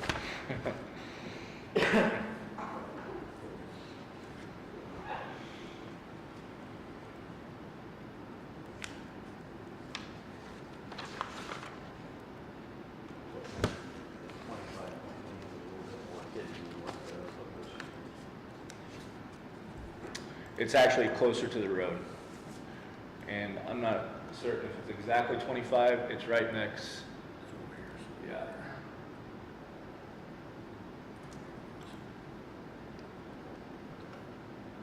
It's not showing on this one.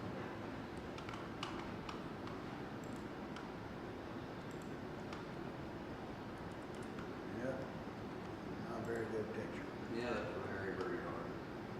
I'm wondering if there was a cloud when they came through, because it's real dark. Yeah, because the rest of the county isn't, Yeah. It's, I believe it's 26 to be certain.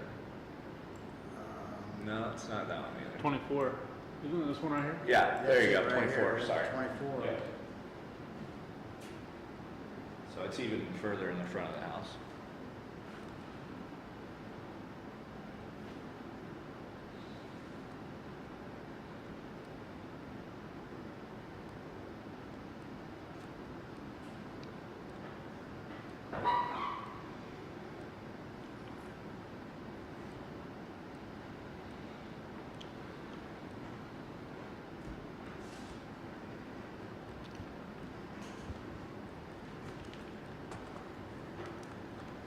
And we think it's 22 feet high or 24 feet high? Approximately 22, 18-foot walls, and then with the pitch of the roof, approximately 22.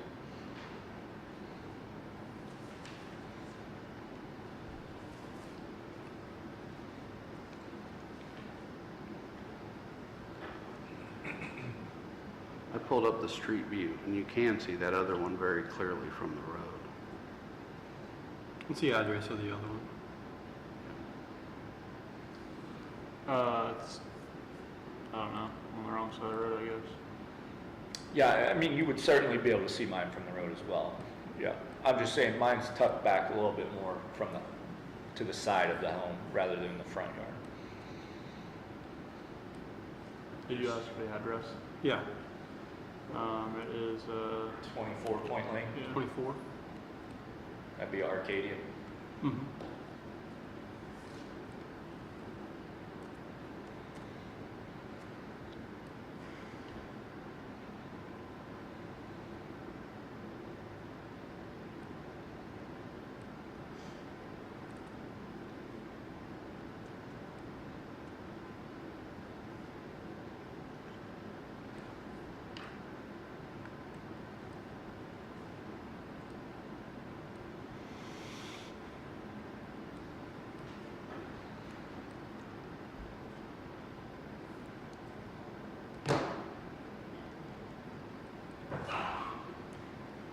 Any other questions for the petitioner?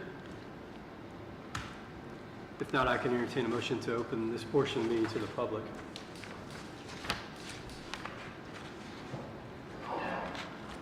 Chairman, this is Terry, I make a motion to open the, up to the public. Thank you, Mr. Berry. Second to that, Harrison Masani. Thank you, Mr. Masani. All in favor of opening this portion of the meeting to the public, please say aye. Aye. All opposed? If anybody in the public would like to speak to this portion of the meeting, please step to the podium and state your name and address for the record. The record show that there is no one in the audience to step up to the podium tonight. I can entertain a motion to close this portion of the meeting to the public. Mr. Chairman, this is Mike Berry, I make a motion to close to the public. Thank you, Mr. Berry. Mr. Chairman, Mark Thomas, I'll second that. Thank you, Mr. Thomas. All in favor of closing this portion of the meeting to the public, please say aye. Aye. All opposed? Okay, this portion of the meeting is closed to the public. Board member discussions?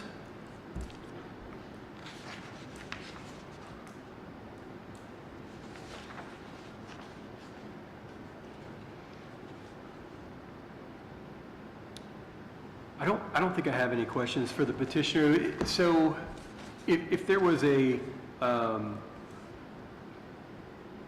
facade on this, it would need to be the entire outside of the building, not a percentage of it or anything like that, right? For R1? Standard reads predominantly stone or veneer and/or match the main house. Yeah, I would say the primary residence stone is less than 10%. Okay. It's just the apron on the front of the home currently.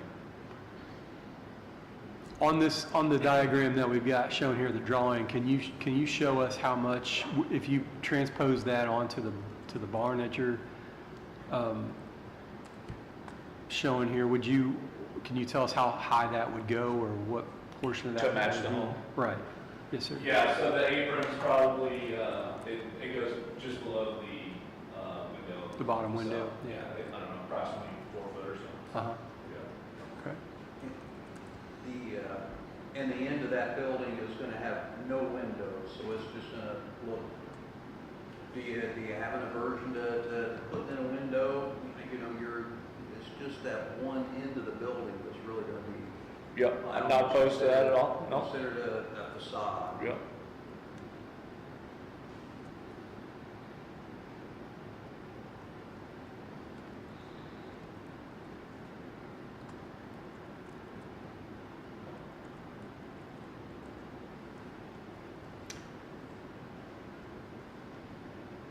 I don't want to keep harping on this, but the one at 24 Point Lane doesn't have any veneer, stone, or windows facing the road either. Yes, sir. Absolutely. We definitely understand that we do not have any precedents involved in our discussions. We don't take those into consideration. We treat everything separately, individually. So that's why we're having some further discussion on it. Mr. Zawadzki, can you go back to the photo of the picture that we have in our packets of the structure sitting next to the house? from the overhead view. I think it'd be towards the bottom, yes. So, the front plane of the house is Yep, that's the front. this or No, this? the sidewalk, if you follow the sidewalk, that's the front. So this is facing the road. Correct. The road though, however, sorry, may I walk up? You mind? Yeah, yeah, go right Sorry. ahead. The road, however, kind of like curves right here. And the reason why it's angled like this, it's because of the lake frontage is weird. So it's like straight right here off the back of the house. So that's why we decided to angle it. Is this the front plane of the house? Yes, Yeah. Or is no. sort of that? This is the front plane, yeah. This is the garage entrance clearly, but So to meet the requirements, this structure would have to move back further than, I think that's his garage, right here? Correct. Correct. So that would have to move Which wouldn't be feasible. into the lake. Yeah. Right. Oops, Yeah. sorry.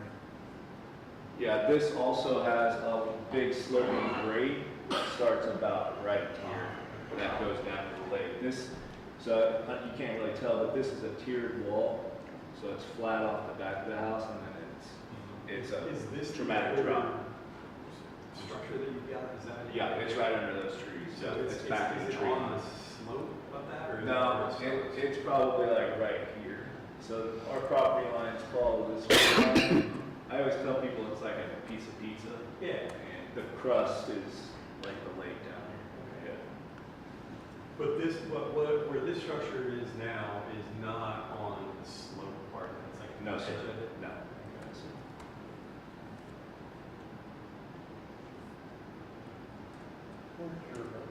Septic system It's right here. Yeah, and then, Is that the finger? yeah, pretty much, yeah. Probably dry day. And then the wells are right over here.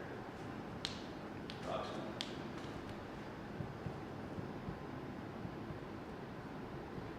All right, sir, thank you for that.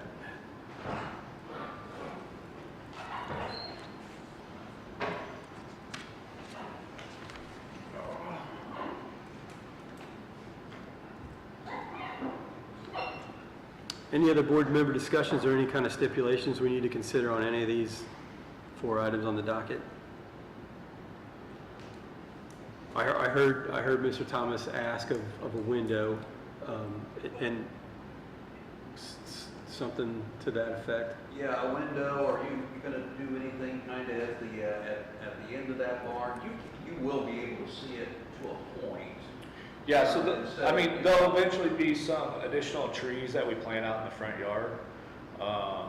Large sugar maples that would likely go up front here, a couple here, and then over here, that would block off some of that. Oh, sorry.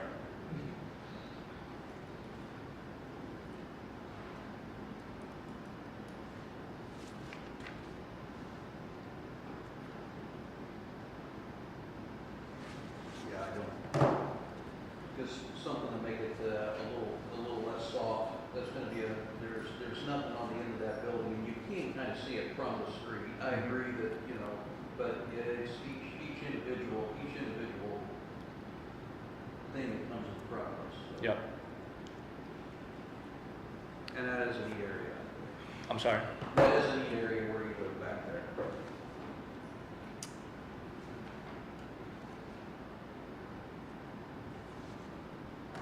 All right. If there's no other discussion, I can definitely begin to entertain motions to approve. Like I said, we will vote on all these 4 separately.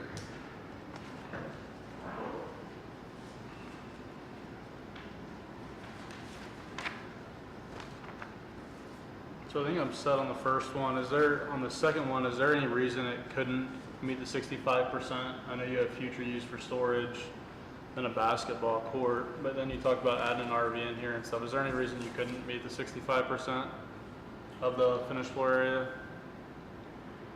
The 65% of the finish, because I believe it goes to the primary residence, correct? Mm-hmm. So it would take it down to like 4,000 square foot.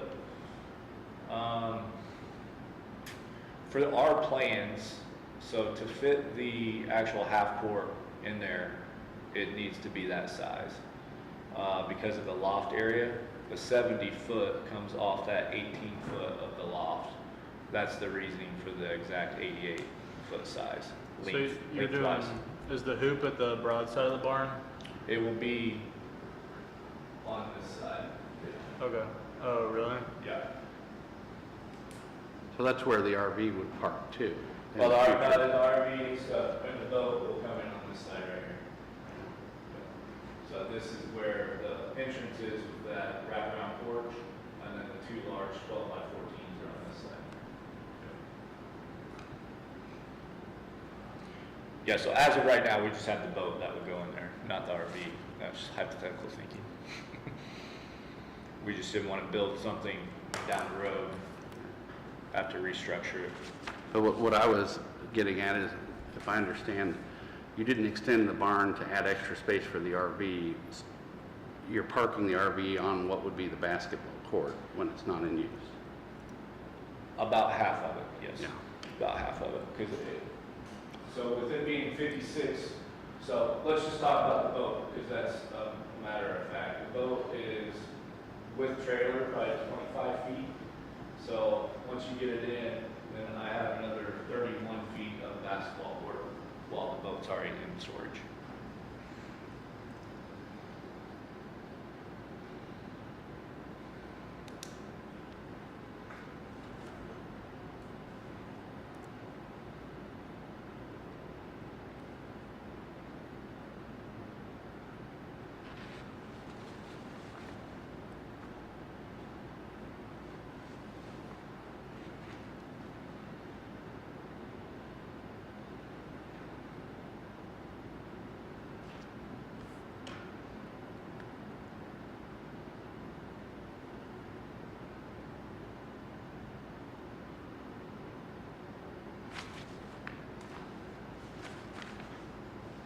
Any other questions or points?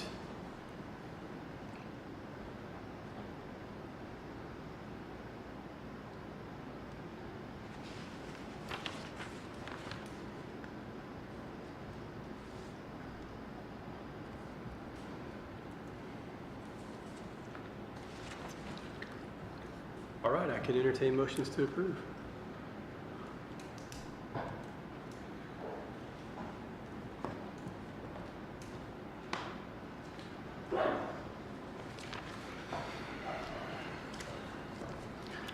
Mr. Chairman, Harrison Masani here, moving to approve docket number BZA-0826-28-R1 for the accessory structure in front of the primary. Thank you, Mr. Masani. Mr. Chairman, it's Mike Berry, I second that motion. Thank you, Mr. Berry.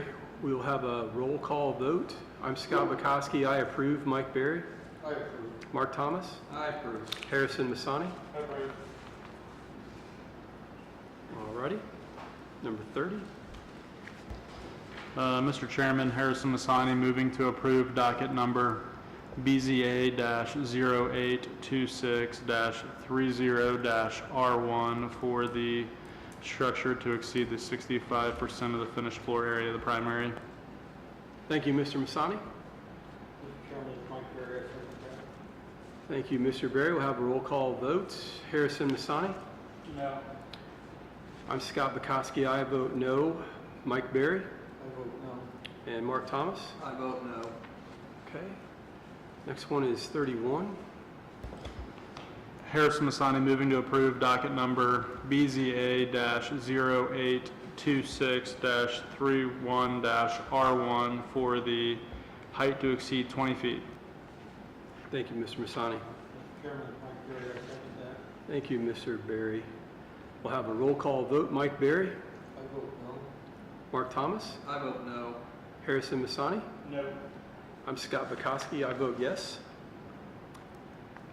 And 32. Mr. Chairman, Harrison Masani, moving to approve docket number BZA-0826-32-R1 for the, brick or natural cut stone is the primary building material on all facades of the accessory structure. Thank you, Mr. Masani. Mr. Chairman, it's Mike Perry, I second that. All right, thank you, Mr. Berry. We'll have a roll call vote. Mark Thomas, I approve. Harrison Masani. No.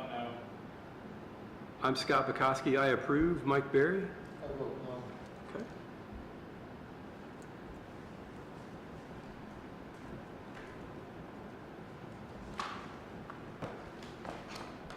So, again, Mr. Wolvington, that last one is split with the facade piece, with the brick or natural cut stone.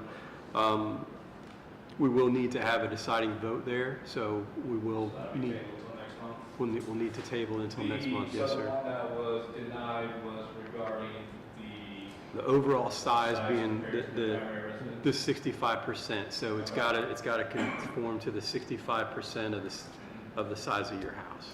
And then also the height one was denied, right? Yes. Yes, that's correct. The height one was denied as well, so it can only be 20 feet tall. Okay. I think said you were around 22, so have to for that one come down a couple of feet. And then as we did last, for the one that was tabled, I want us to table it, and then it will be heard September 17th, 2026, 7 p.m. here at Town Hall when the BZA meets next.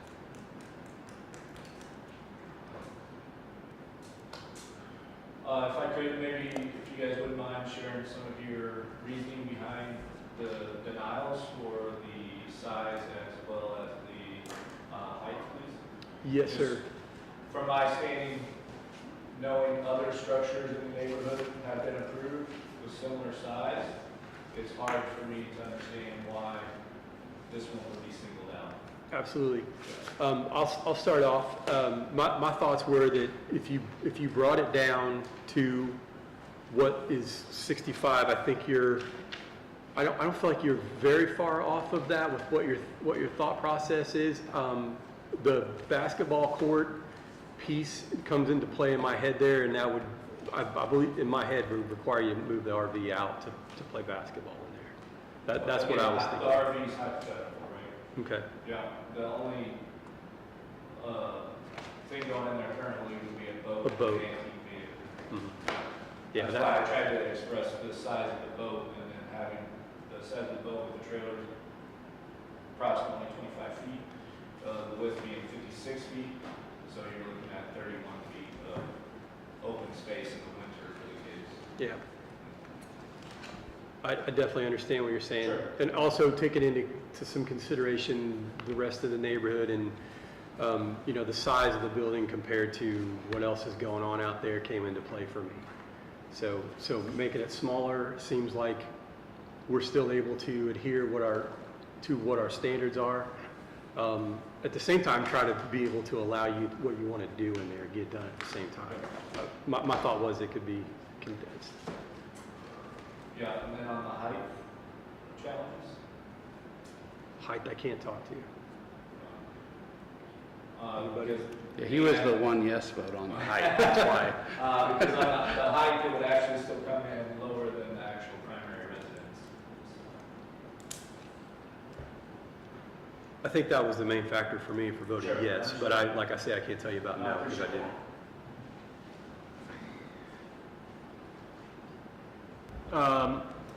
Does it need to be 20 feet or higher than 20 feet for basketball? I guess I'm Well, not the reason familiar for enough. the 18-foot walls was for the closed-off shop area, because to have then the area above the loft, you needed the 8-foot on the side on the pitch, because with if you did 8-foot walls, trusses, not trusses, but rafters in your flooring, that was the reason for the 18-foot. Hmm. So what's the purpose of the loft then? I mean, if you eliminated the loft, building could come down. Well, really, it's not the purpose for the loft, it's the purpose for the shop. To close off the area for the tractor and the mower and stuff, to keep dust out and everything. Yeah.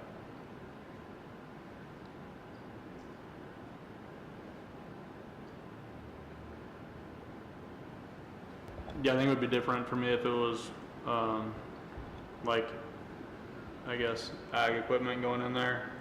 It needed to have a, like, I don't know, 20-foot sidewall or something. That'd be different for me with sliding doors or something. Because that would maybe be a hardship with our ordinance, the way it's currently worded. Because it's someone's livelihood, I guess, is how I would look at it. So, that's my opinion.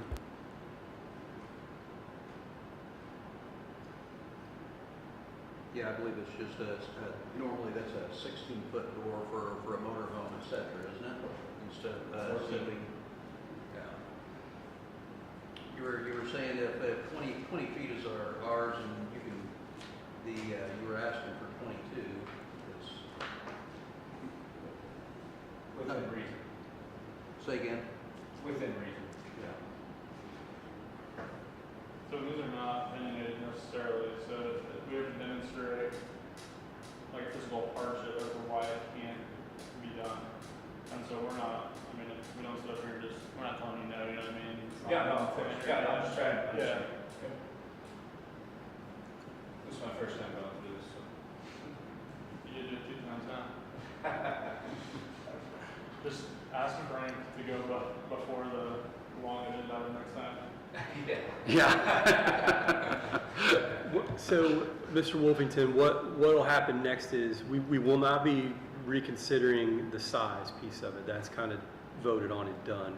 We do want to talk to you again about, we did split the vote on the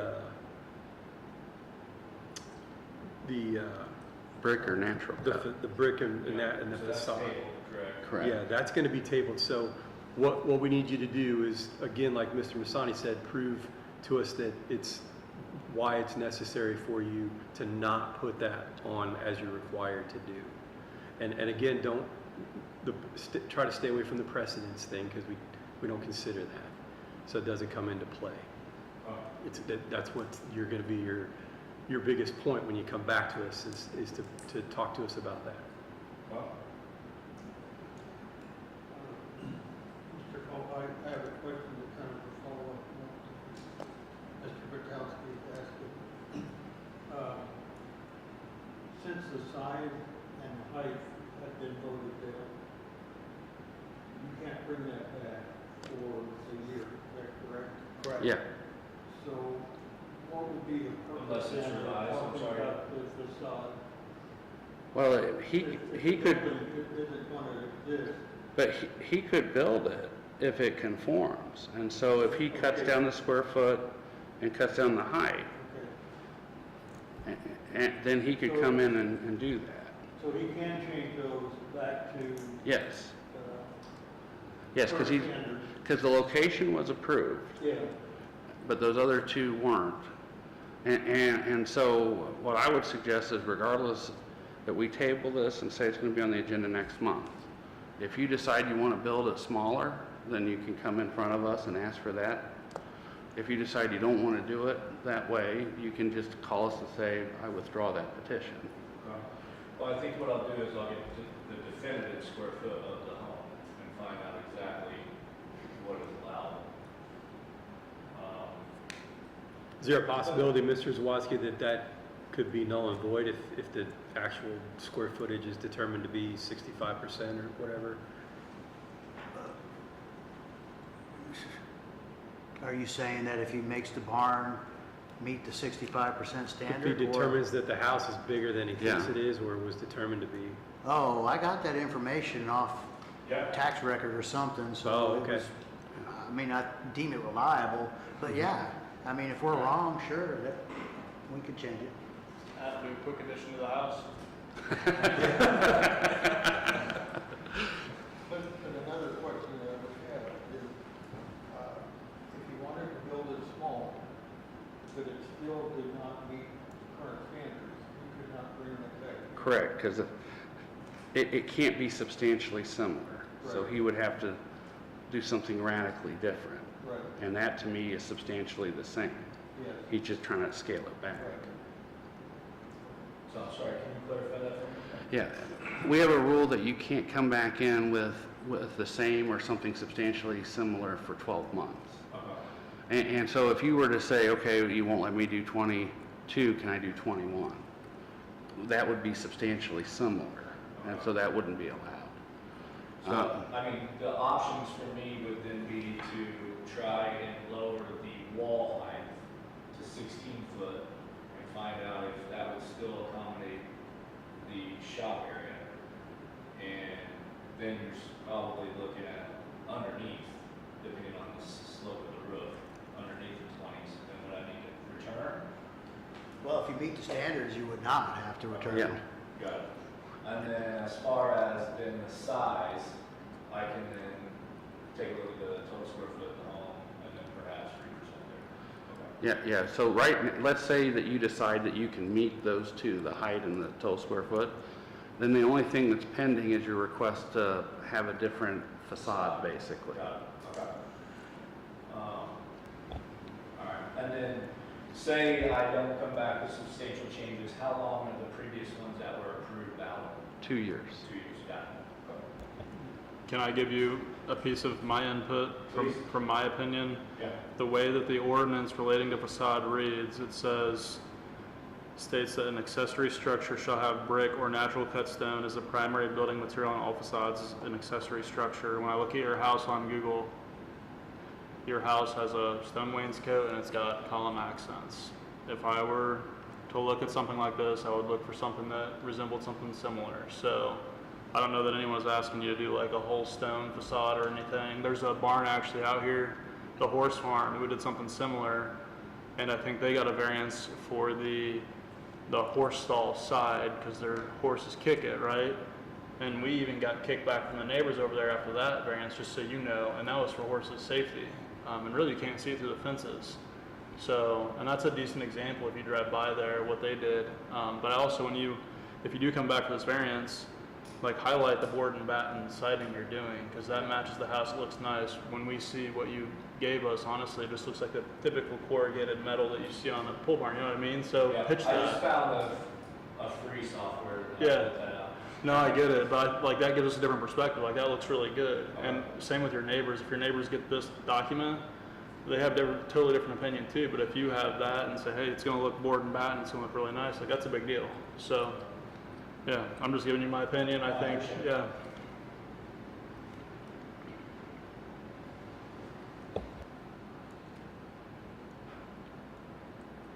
Any other comments? Any other questions for us? Okay. All right, I can entertain a motion to table. Harrison Masani moving to table docket number BZA-0826-32-R1. Thank you, Mr. Masani. Chairman, I second that. Thank you, Mr. Berry. All in favor of tabling that item until September 17th here at Town Hall at 7 p.m., please say aye. Aye. All opposed? Okay, that item is tabled. And we will move on to the Plan Director's report. All right, thank you. Thank you, sir. Frank, how much time do I have to get in front of next month? You won't need next.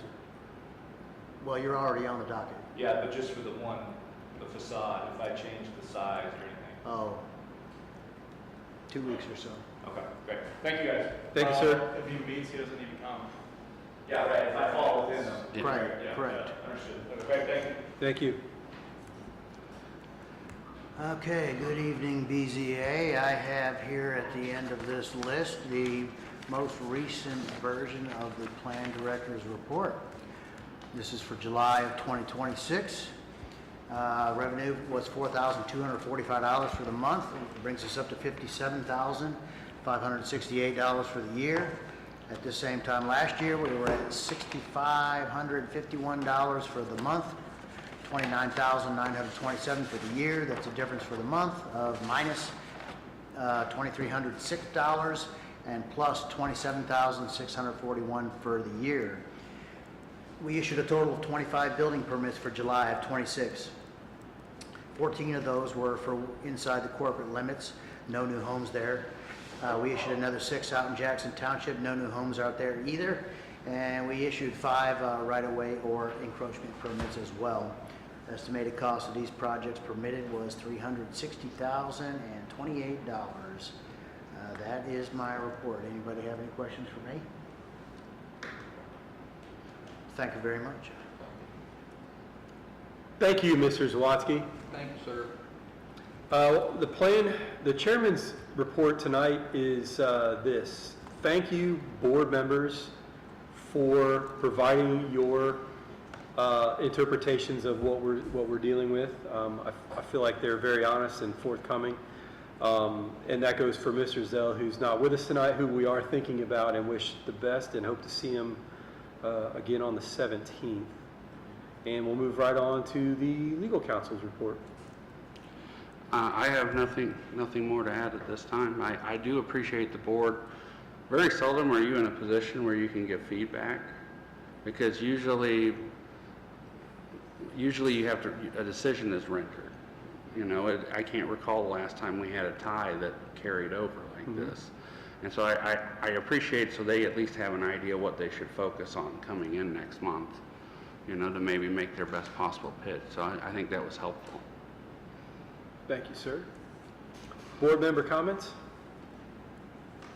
I just want to add that I took some notes from the overlay district. I think I've learned stuff from being at a few different town council meetings, like not just here, other places, that I guess the planning commission's job is to make variance submissions and our interpretation easier, and in some cases I feel like the overlay interpretations are difficult for us, so I think it's something we look at as a planning commission to make our jobs easier, petitioners easier, and then ultimately Frank's job easier too, because I think there is still some confusing stuff in that overlay we just need to take a look at. So I just took some notes. Yeah, I want to encourage you that that's brand new, but I definitely appreciate what you're saying, and hopefully we can.